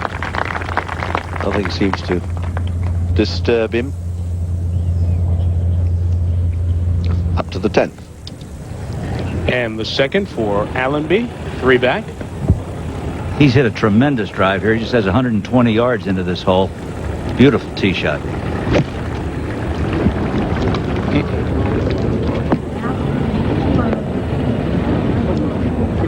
Robert looked displeased, but not the worst result in the world. Got a good bounce. Looks like I was going in the left rough and carry him to the right. To the 12th. Bernhard Langer here with his tee shot. 172 yards today, the 12th hole. Just a 6 or a 7 iron, one of the two. Bring it in just from the right to the left. I've been told it's a 6 iron, a nice smooth swing for Bernhard. Currently even par for the championship. And a pretty safe shot too. Just up in the back of the green. About 30 feet left to negotiate for his birdie too. Wonderful hole this. His playing companion, John Daly, with an 8 iron. A couple less than Bernhard. Probably just a smooth one too.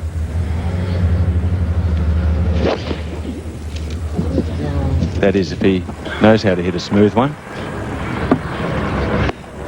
Ian, I don't think there's many knockdown shots in that swing. I think you're right there, Curtis. That's a good shot. He took that bunker out of play, made sure he had enough club.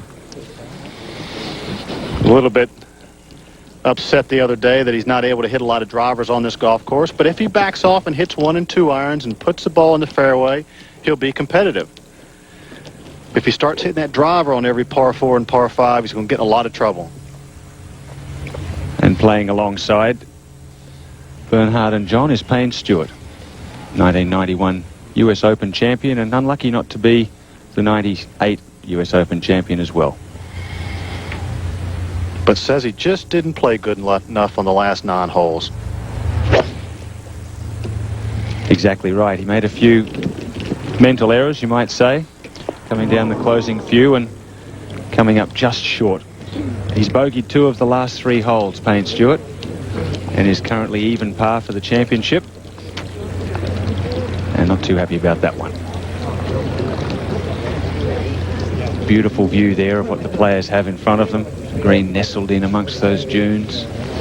One of the best par 3s in the world, isn't it, Ian? It sure is. Beautiful. 17. Philip Walton from Ireland for an eagle at the 17th.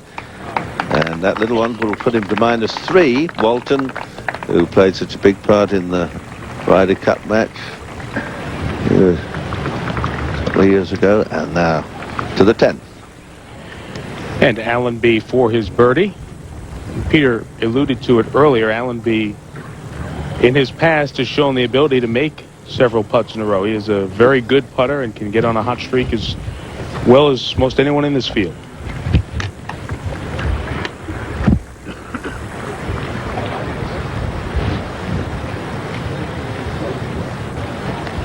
Allenby today birdies at 6 and 7, went out in 2 under 32.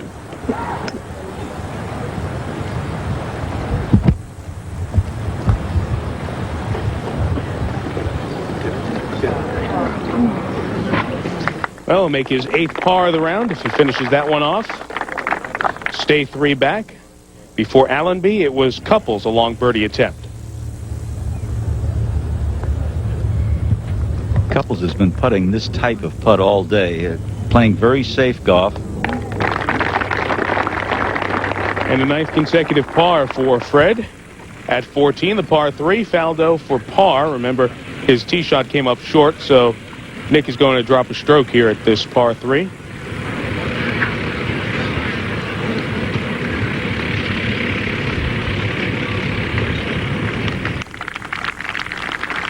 Back-to-back bogeys for Nick Faldo. To the 12th. Payne Stewart here with his bunker shot. Deep bunker here. So much depends on where he is in the bunker. If he's up against that lip, he just has to get out. But if he just gets it out, it'll run to the hole. It's downhill. Beautifully executed. Threw it up nice and high. I think he must have had a pretty good lie there on the upslope. And he's left himself with about 4 feet for his par 3.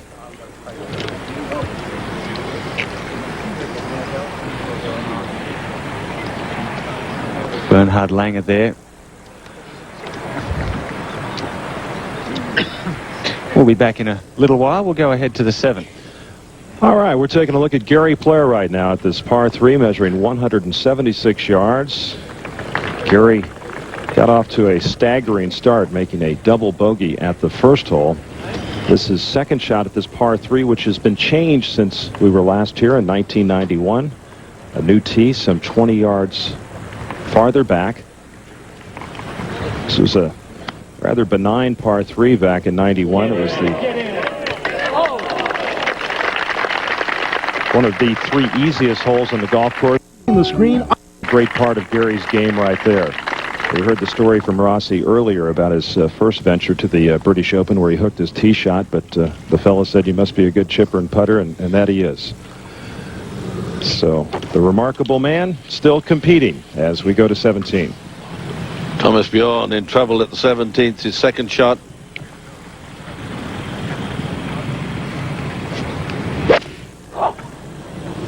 That ball was a pretty good lie, Peter. Has he done well, Mark? His ball is just in the left side. He's got 100 yards left to the green. Pretty good recovery shot, but he had a pretty good lie on that hole. He's hit the ball very close on his approach shots in the last several holes, birdieing 15 and missing a little 3-foot birdie putt on 16.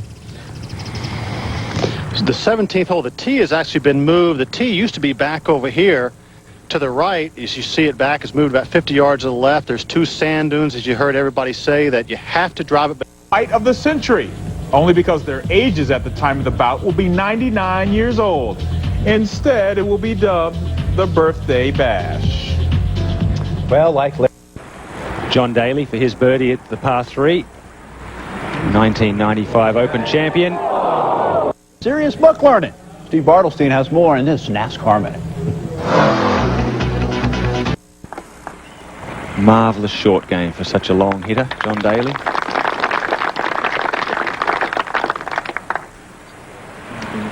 Three over par through 12 holes today.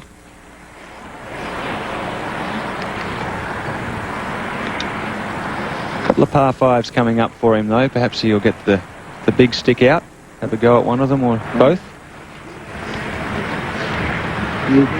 And Payne Stewart now taking a good look at this one. Ian, I talked to him the other day about the U.S. Open. It's the first time I'd seen him since leaving San Francisco, and he's trying to put a positive spin on it, but it has to be tough to do. We've all lost big tournaments, and he certainly lost his share, and it's a difficult thing to do, to put it out of your mind. I agree with that, Curtis. I think his demeanour and attitude has been marvellous this week. It's very hard to go up to somebody and say, well done, but hard luck in a major championship. But he did play extremely well all week there.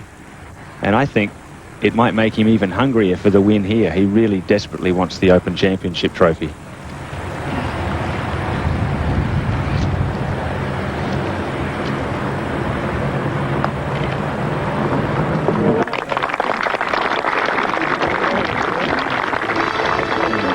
Stewart holds that putt. 2 men who had very good U.S. Opens are also near the leaderboard. Bob Tway and Nick Price near the top of the leaderboard, I should say, where Tiger Woods and John Houston are at 5 under. Rich Eisen and Stu Scott have a Sports Center update. We'll be back in about 10 minutes with more from the British Open.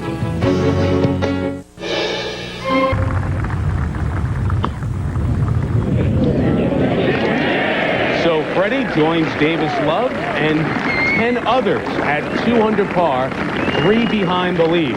You saw he can do it in bunches. Missed the fairway at 18 to his right. This is second shot.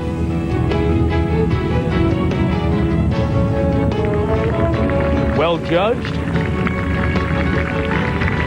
And the bounces going his way on 18, putting Houston in close for a birdie to get to 5 under. A round of 65, including 31 on the back nine. Best back nine score today. That got John Houston in first at 5 under par. Then there's Tiger Woods, who had 4 birdies on the front, shot 30 on the way out. Then after a bogey at 12, that dropped him back to 3 under. Long one at 13 for birdie.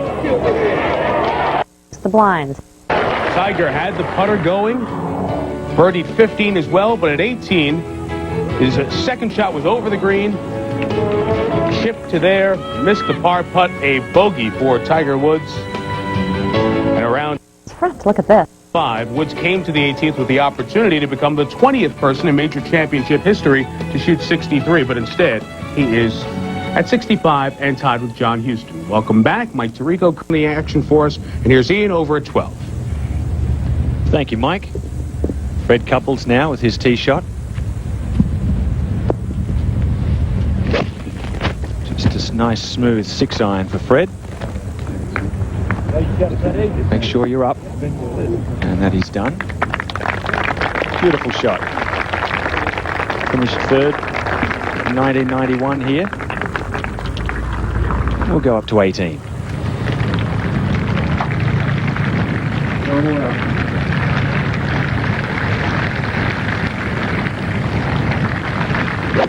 David Duval hung around here pretty well after not a good start.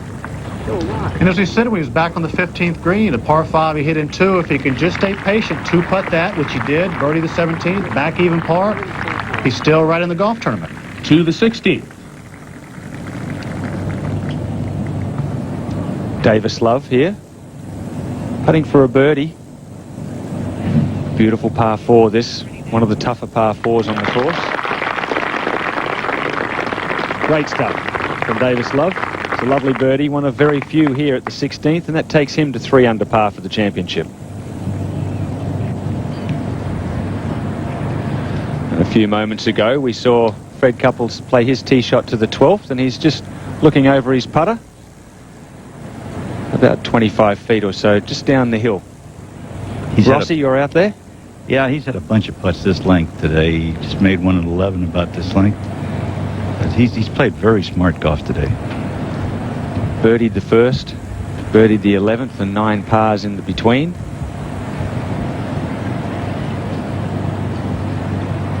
One of the very fine long putters in the game, Fred Couples. He seems to be very relaxed and trusts his judgment on these long putts. Occasionally misses the short ones.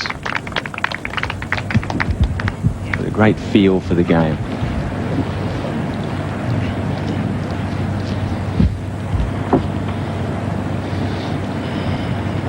The greens are putting much better this time. Royal Birkdale, new surfaces.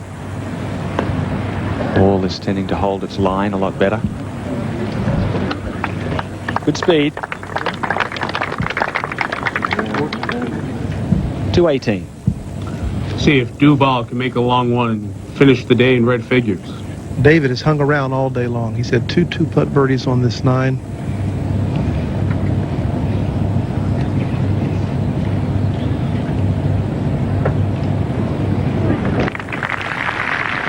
That'll be a good 70, Michael. He has had nothing special happen, did not hold many putts. He's going to get out of here with an even par round of 70 in his first round.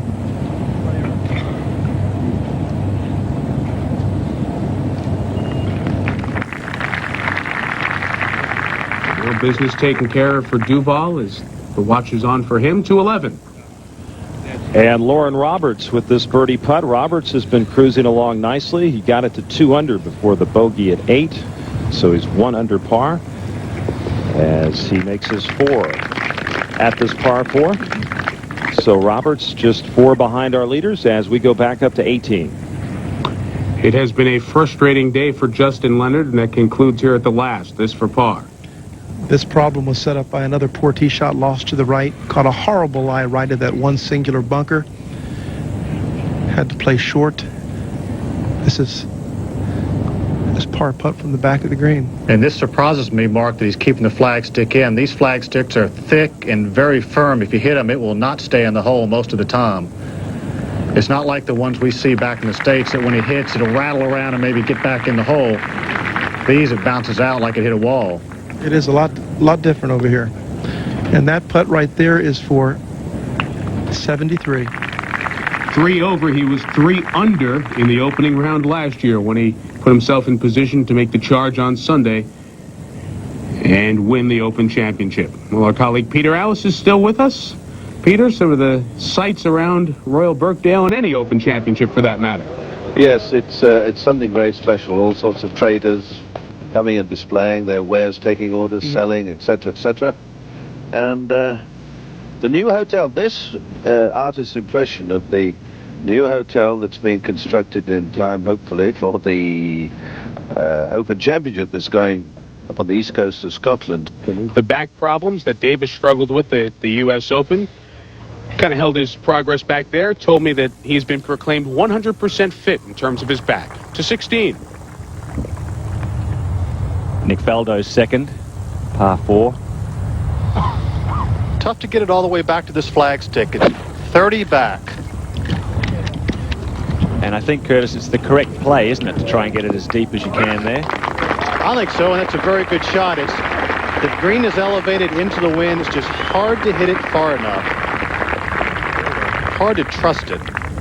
Yes, you very rarely see anyone over the back of that green, that's for sure. Now live. That was on tape before. This is Mark O'Meara for birdie. Pin high with his approach.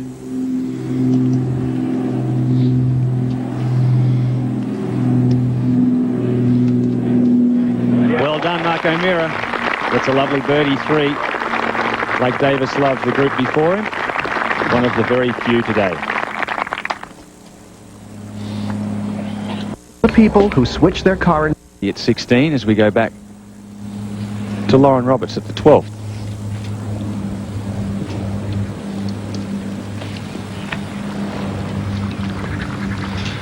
Lauren's not one of our longer hitters on tour, but he's plays very much within himself. Never tries to swing too hard. Good call there, Curtis. Beautiful smooth swing. Probably a 6-iron, I would suggest, for Lauren. And a lovely result as well. We've seen a lot of balls back there in that back corner today. It's the safe area to be. And we'll jump back up to 16. See Nick Faldo from a similar line to Mark O'Meara just before him. Update a sponsor. First birdie of the day. It's a long time to wait. Clear. First birdie. And Nick Faldo. 2 over par for the championship.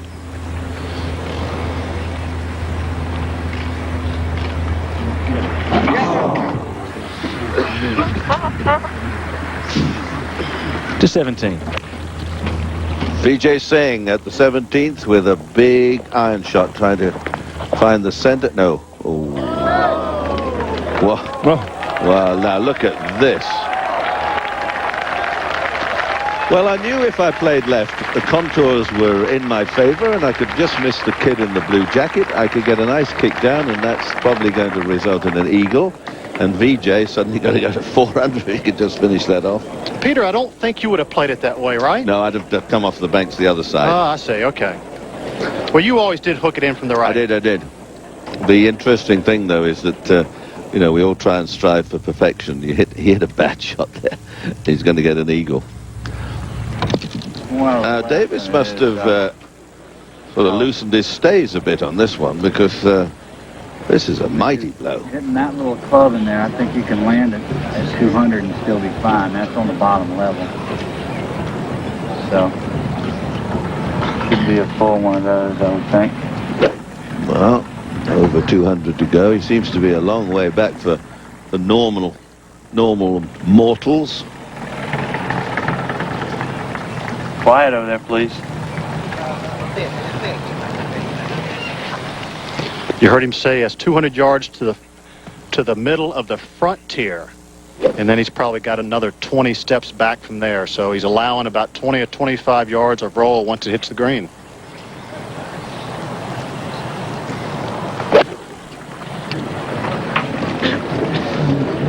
A 4-iron, that sort of thing. And I heard it land, and there were groans. Groans from the big gallery. But whatever happens with Davis, he seems to gently go along, never displaying his emotions. We're going to take a little break, and we'll be back to see the results of that spectacular second shot from Vijay. Can he get an eagle? With few exceptions, the best Americans. And Lauren Roberts for birdie. He's made it. The boss of the moss. Lauren Roberts. One of the finest putting strokes in the game. That takes him to 2 under par for the championship. And 3 behind. We'll go up to 17.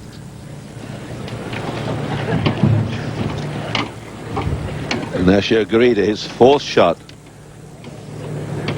Young Spanish player, played very well in the Ryder Cup matches at Valderrama, but you notice how very stiff-wristed he is. He's got a wonderful short game, but it all looks rather tense and mechanical.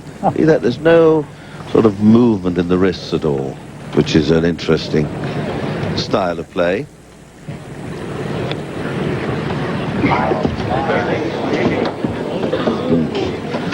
Back to the drawing board.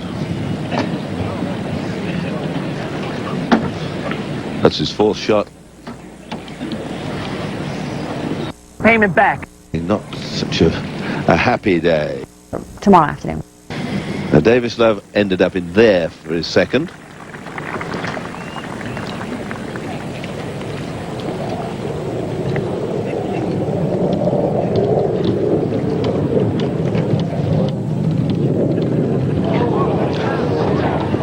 do believe that came off one of the sharp ends of the club. That was not as intended at all.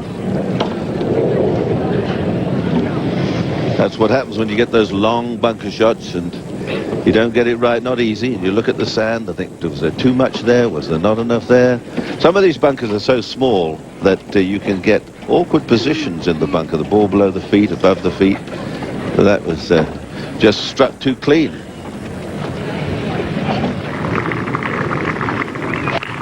Thirteenth now, Fred Couples. That was from 192 after a beautiful 3-wood right down the middle of the fairway. Look at this shot. Right on it. He's playing very smoothly, Bob, isn't he? Beautifully. He's really played a smart round of golf. He's laid up a lot of holes. Yeah, just made it look very easy, like a stroll in the park. Let's join Jimmy Roberts, who's got the defending champion with him. Well, thanks very much, Peter. And until Sunday night, this man will be what they call the holder. And on a day like today, when there was good weather and there was scoring to be done, how disappointed are you to come in with a 73? Well, it's tough. It's tough to take. I played okay on the front side. Missed a couple fairways, but I made a couple birdies, and then, the backside I hit a couple poor shots. I hit a bad shot at 10, still made par, and then 13 I hit a poor tee shot, and I never caught a lie where I could do anything with it. I mean, just basically trying to chip the ball out, and I wasn't even able to do that. So, I said yesterday that it takes some good playing and some luck to do well, and I really didn't do either of those today. You've won tournaments before. You won the Open Championship here, the Amateur. You won on the American PGA Tour. But to win this championship, how has that impacted your life? Well, it's been a lot of fun. I mean, the last year has been a great learning experience for me. And, I think my golf game's gotten better because of it. Some more confidence coming in a situation like I was in last year and being able to pull through. So it's been a lot of fun. And I've learned a lot. And it was tough on Sunday when I arrived here, giving back the claret jug. But, I've hopefully got more chances to win it. Are you surprised, as I said, you've won tournaments before, but to come here and see your name splashed all over the papers, I mean, with all due respect, you came here a year ago just to, one of the American professionals who was coming over to try, and as a matter of fact, you came over early. Are you surprised to see what greeted you in terms of publicity and the acclaim? A little bit. I don't think I could ever expect the reception that I've had here. I knew in talking to members of the media that live here that it would be warm, that people would be happy to see me here and things like that. But it's been a great week. I mean, through the practice rounds, even at dinner, walking through the town and just seeing the people's reaction to the way I played, and more so even to the speech after the tournament last year. And that's something that I'm really going to take away from this week. This championship is renowned for, among other things, having occasionally the bad bounce impact the round. Were you subject to any of that today? Well, I mean, it's some of the like 3 or 4 shots I hit in the rough, I mean, had no chance of being in the fairway. But yeah, I mean, a couple times I thought the ball going at the edge of a bunker, and all I needed was a little kick left and it kicked right. And, those are the things that happens. And hopefully I'll come out tomorrow, and if I hit some of those borderline shots, I'll be on the correct side tomorrow. So, it's just golf. It's a funny game, and days like today are frustrating, but hopefully I can come out tomorrow and help myself a little bit. All right, Justin Leonard, thanks for stopping by. Let's go back out to Peter Alice. VJ at the 17th. Yes, well, pitched about 25 yards wide of the green. Came in, I don't know whether it came in off the bank or somebody's foot or baby carriage or picnic hamper, but whatever it did, it's given him a 3, and he's now 4 under par, requiring a 4 down the last hole for a round of 66. So suddenly VJ right up there towards the top of the leaderboard, just one behind our leaders, Woods and Houston. Davis Love, now he had this for his par 5. I mean, he put his second shot into the bunker, squirted it through the green, ended up with a 5, when in all truth, after that magnificent tee shot, he should have done better. Well, there's still At least sort of 3 hours play left here, maybe a bit more. It's a long, long day, but it's looking very good.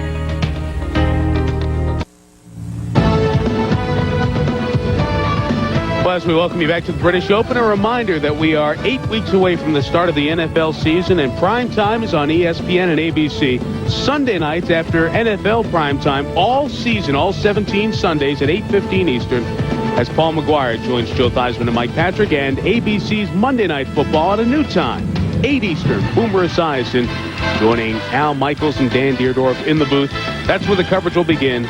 Primetime NFL every Sunday night and Monday night on ESPN and ABC. Let's take it to the tee at 18, coming off the Eagle. One off the lead, Vijay Singh. Once again, an awkward tee shot, wind out of the left just a little bit, and a slight dogleg to the right around a couple of bunkers.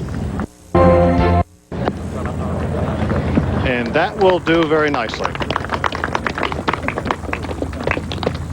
To the 11th. And you're taking a look at Ernie Els. This putt for birdie. Ernie's had some struggles early on in this round. But Els with the birdie at 10 and now a birdie at 11. So he is now just one over as we go back to 18. Davis Love 2 off the lead.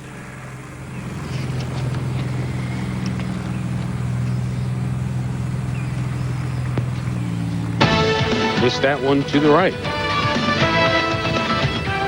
So Davis Love will have some work to do here at the last, although that's in a decent spot to get it on the putting surface. You get a look back at 18, how it sits there, to the 13th. Couples for a birdie at the 13th. Running well again. Oh, he's right back in the groove. Is Fred. Fred, enormously popular.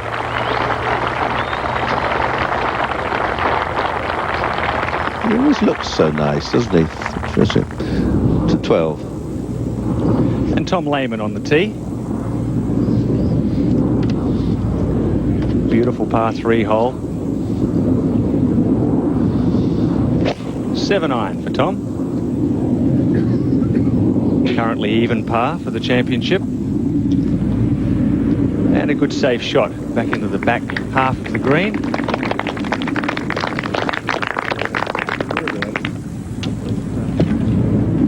The wind really quite dead now. Flag not even fluttering an ounce. You know, Ian, we talked about Tom Lehman's accident the other night and his right shoulder injured, but I tell you, it's going to take a lot to keep him out of this golf tournament. Sometimes you have to play with a little bit of pain. I agree, Curtis. Mark James, 1 under par for the championship, also with a 7-iron. Seems to me to be watching it. Yes, just over there on the left-hand side, but long enough, avoided the bunker. I've heard he's the popular choice for the European team's captain for the Ryder Cup next year, Mark James. Also playing alongside Ernie Els today. To 17. Faldo's third at the 17th. Again, not finding a decent drive where he could get up to the flag or onto the green with his second, so... Precipitation will be a factor for just about everybody on the eastern seaboard today. Thunderstorms could pop up across the region as we work our way through this afternoon. Let's go ahead and check things out for you. Peter, we will see you tomorrow. Thanks for spending a few hours with us. Peter going back to the BBC broadcast, which goes on all day and all night. What a treat it is to watch the golf on the BBC over here. Steve Melnick will rejoin us momentarily. Vijay Singh playing the 18th, looking to tie the leaders, Tiger Woods and John Houston. Remember, he won the Memorial last year with a great second shot that set up an eagle on a par 5. Made an eagle on a par 5 here with a fortuitous hop off the hills on down cozy next to the flagstick. Vijay Singh one back. Our coverage of the 127th Open Championship continues from Royal Birkdale. Just a minute.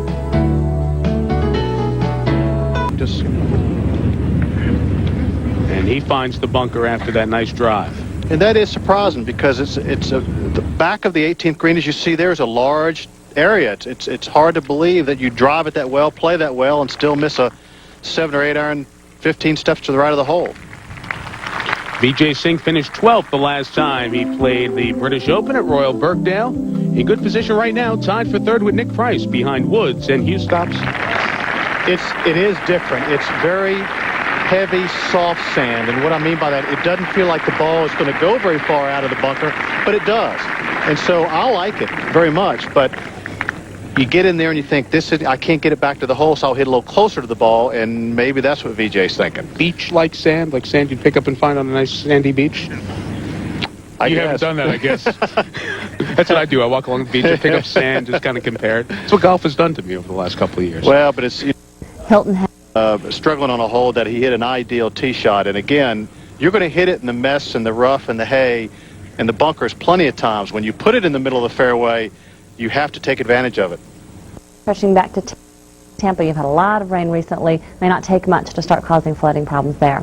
Lexington to London, slow moving back. He's got so much magic around the greens, and look at this. Unbelievable. And that gets Mickelson to even par, and that's such a big part of your game here at Birkdale and this Open Championship. Be able to hit those little shots, because as Curtis mentioned earlier, you're not going to hit a lot of greens as we go to 14. Couples for his par to stay 2 back.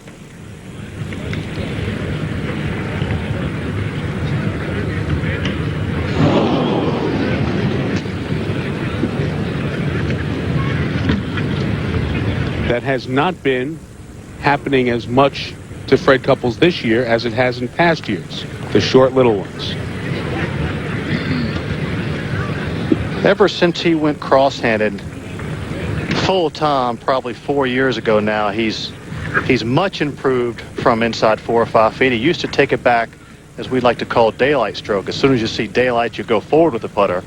But once he went cross-handed, the backstroke got longer and smoother, and he's putted very well. He's always been a good putter. You know, none of us think we're good putters, but Freddie certainly is, to play as well as he has. Once in a while, you just miss. First bogey of the day. Man who's won 14 times on tour, including the Hope and the Memorial this year. He and David Duval, the multiple winners on the PGA Tour. Davis Love now for par in his round of 67. Up until the final round last year, Davis Love had 10 rounds in a row in the British Open in the 70s. Closed with 67. Final round at Troon last year to finish in the top 10. 67 here today. 3 under par, and one of those days that lets you start thinking that could be a very interesting week for Davis Love. Well, you have to take advantage of the weather conditions today. As we've said a couple of times, it doesn't look very good for the next couple of days, and it's going to be tough to shoot 67 or 8 if the wind starts to blow. So if you were going to be in contention on the weekend or go into a positive frame of mind for the weekend, you had to take advantage of today. Here is Vijay for bogey. First blemish on the scorecard after 2 birdies on the front. An eagle at 17, a bogey at the last. Vijay Singh drops back with Love and Faxon and Fredrik Jacobsen of Sweden, 3 under par.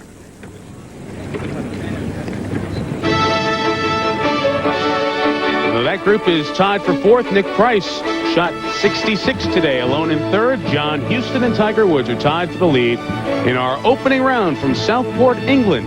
We'll be right back. Phil Mickelson to tidy up for his par here at the 12th. Left to right putt. And a beautiful stroke. And a par 3 for Phil Mickelson. He'll remain at even par for the championship after 12 holes. To 17.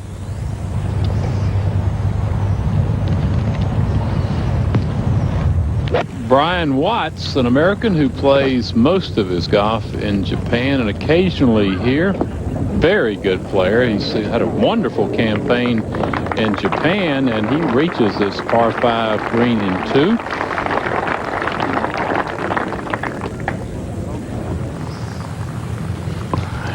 John Houston on the heels of the eagle birdie finish Tiger Woods bogeyed his last, so they finished in different fashions, but ended up with the same score at 5 under.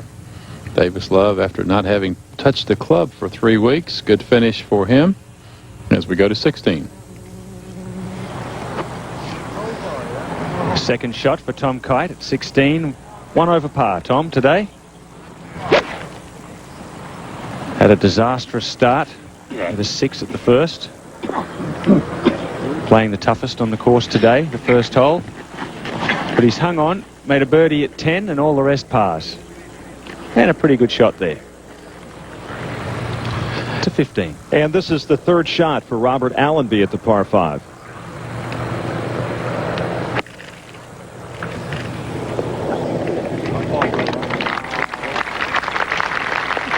That's a pretty good effort for Allenby. Ball was up against the face of that bunker. Difficult shot because he was on the upslope. Let's take a look. And what you do, you want to set your shoulders and your weight so you hit it on the upslope, as he's done there. But you have to hit it plenty hard because you're going to shoot it straight up in the air. And there you see the fine sand. It's like beach sand.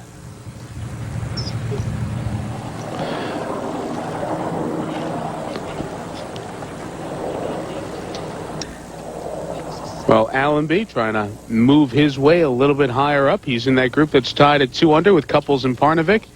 Tiger Woods, John Houston tied for the lead. Davis Love shot 67 today to find himself in a tie at 3 under with Vijay Singh, Brad Faxon, and Frederick Jacobson. And Davis is standing by with Jimmy Roberts. JR. Well, thanks, Mike. And Davis, as Mike mentioned earlier, a 67 to close out last year's Open, a 67 to open this year's Open. The issue with you, at least in the last couple of months, I suppose, has been your back. So why don't we start there? What's the status of your fitness right now?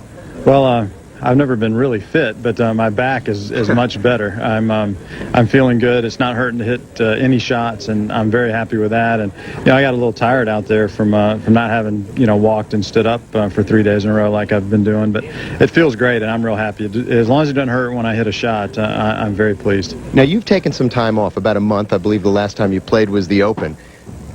What have you been doing since then?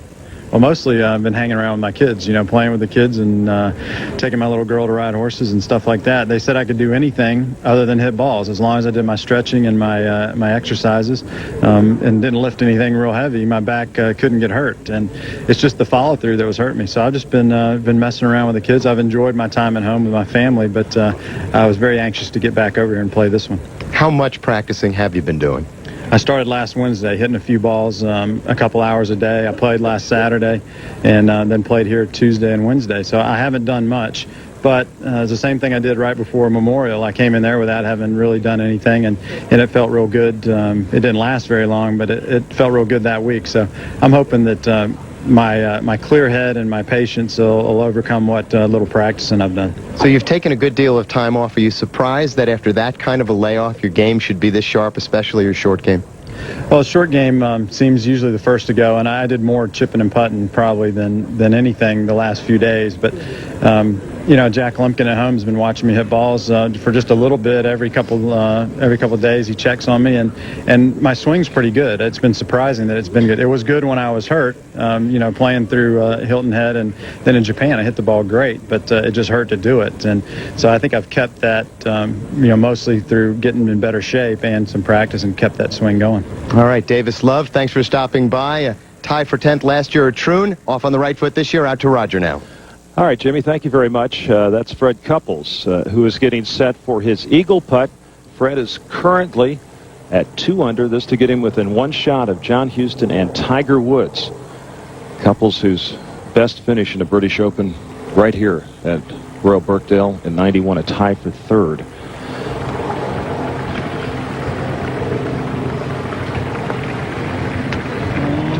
Yeah, right in the left side. So Fred Couples with the eagle at 15.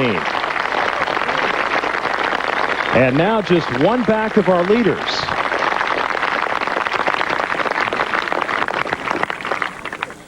Now, a moment before Fred putted, this was the birdie putt for Robert Allenby, who's 2 under. Birdies at the 6th and the 7th hole, and pars the rest of the way, and just not enough steam on that. And so Allenby with another par, but he remains at 2 under. And Tiger Woods and John Houston, who both finished earlier today at 5 under 65, have the lead in the first round of the 127th Open.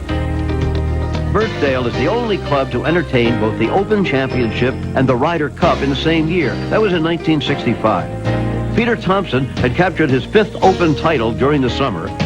Then in October, the U.S. team defeated the side of Great Britain and Ireland by 19.5 to 12.5. But our man, Peter Allis, had himself a glorious Ryder Cup, winning 5 of a possible 6 points.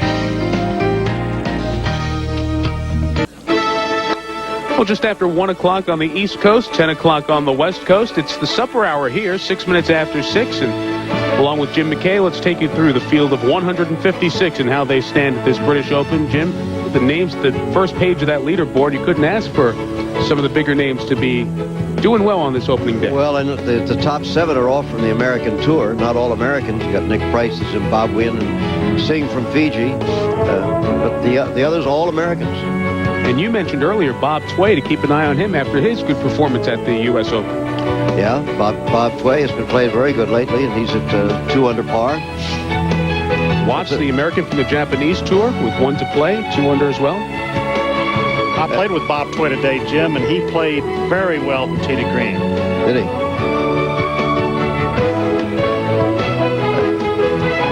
Duval, Furyk, Stricker all had a good day, all still in contention. That's so true, Jim, when people talk about it, and you've seen over 100 major golf championships. It is that opening day that plays so many big names out of their chances to win. Well, you know, all through the 60s and the 70s, the Americans dominate to a tremendous extent over here. In fact, the year that Tom Wilson beat Nicklaus in the playoff, the top 10 finishers were all from the United States. Then in the late 80s and the 90s, we had the European invasion and the English, Faldo. Suddenly, here we are back with the Americans really showing the way, at least in the first round. That's right. Winners the last 3 years from the U.S. with Daly and Lehman and Leonard. You've seen their scores go by as well. There's Nick Faldo's round of 72. Bernhard Langer also leading what is a pretty established group at 2 over par. Billy Mayfair, the winner at Riviera. Not a good day for England, by the way. No, English players have not done well as we look back. You're right.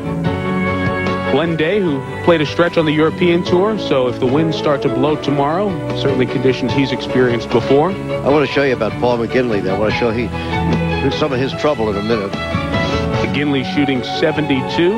Here's Justin Rose, the English amateur, who's been swinging a golf club since 18 months of age. Sounds like Rossi. Lee Jansen has struggled on the back 9. He's 3 over. There is John Daly's score. Scott Hoke, who's playing in the British Open. That a story in itself. Scott Hoke playing his 49th major, but just his 3rd British Open. Doesn't like the weather over here because of his contract with his equipment company. All these people 8 strokes behind the leader right now.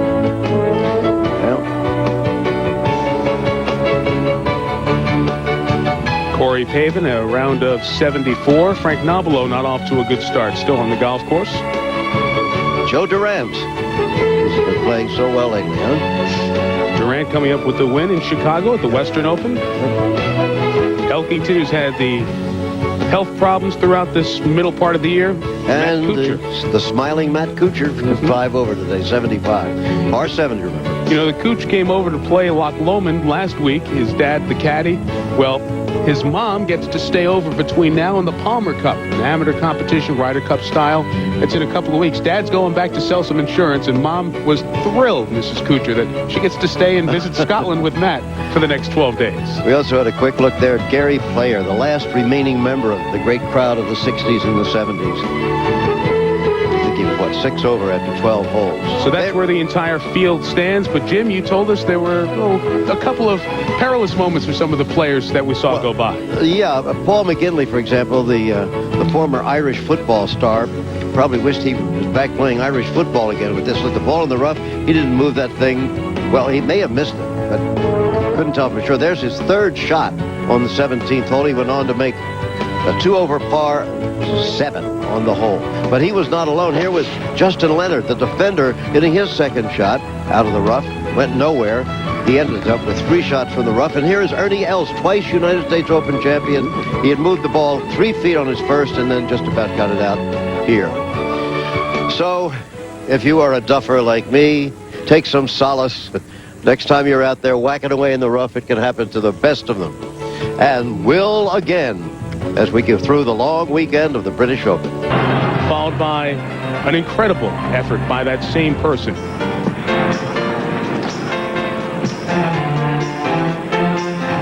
The thoughts of what he'd probably lost and what he had probably won, unless a miracle happened. And a miracle did happen.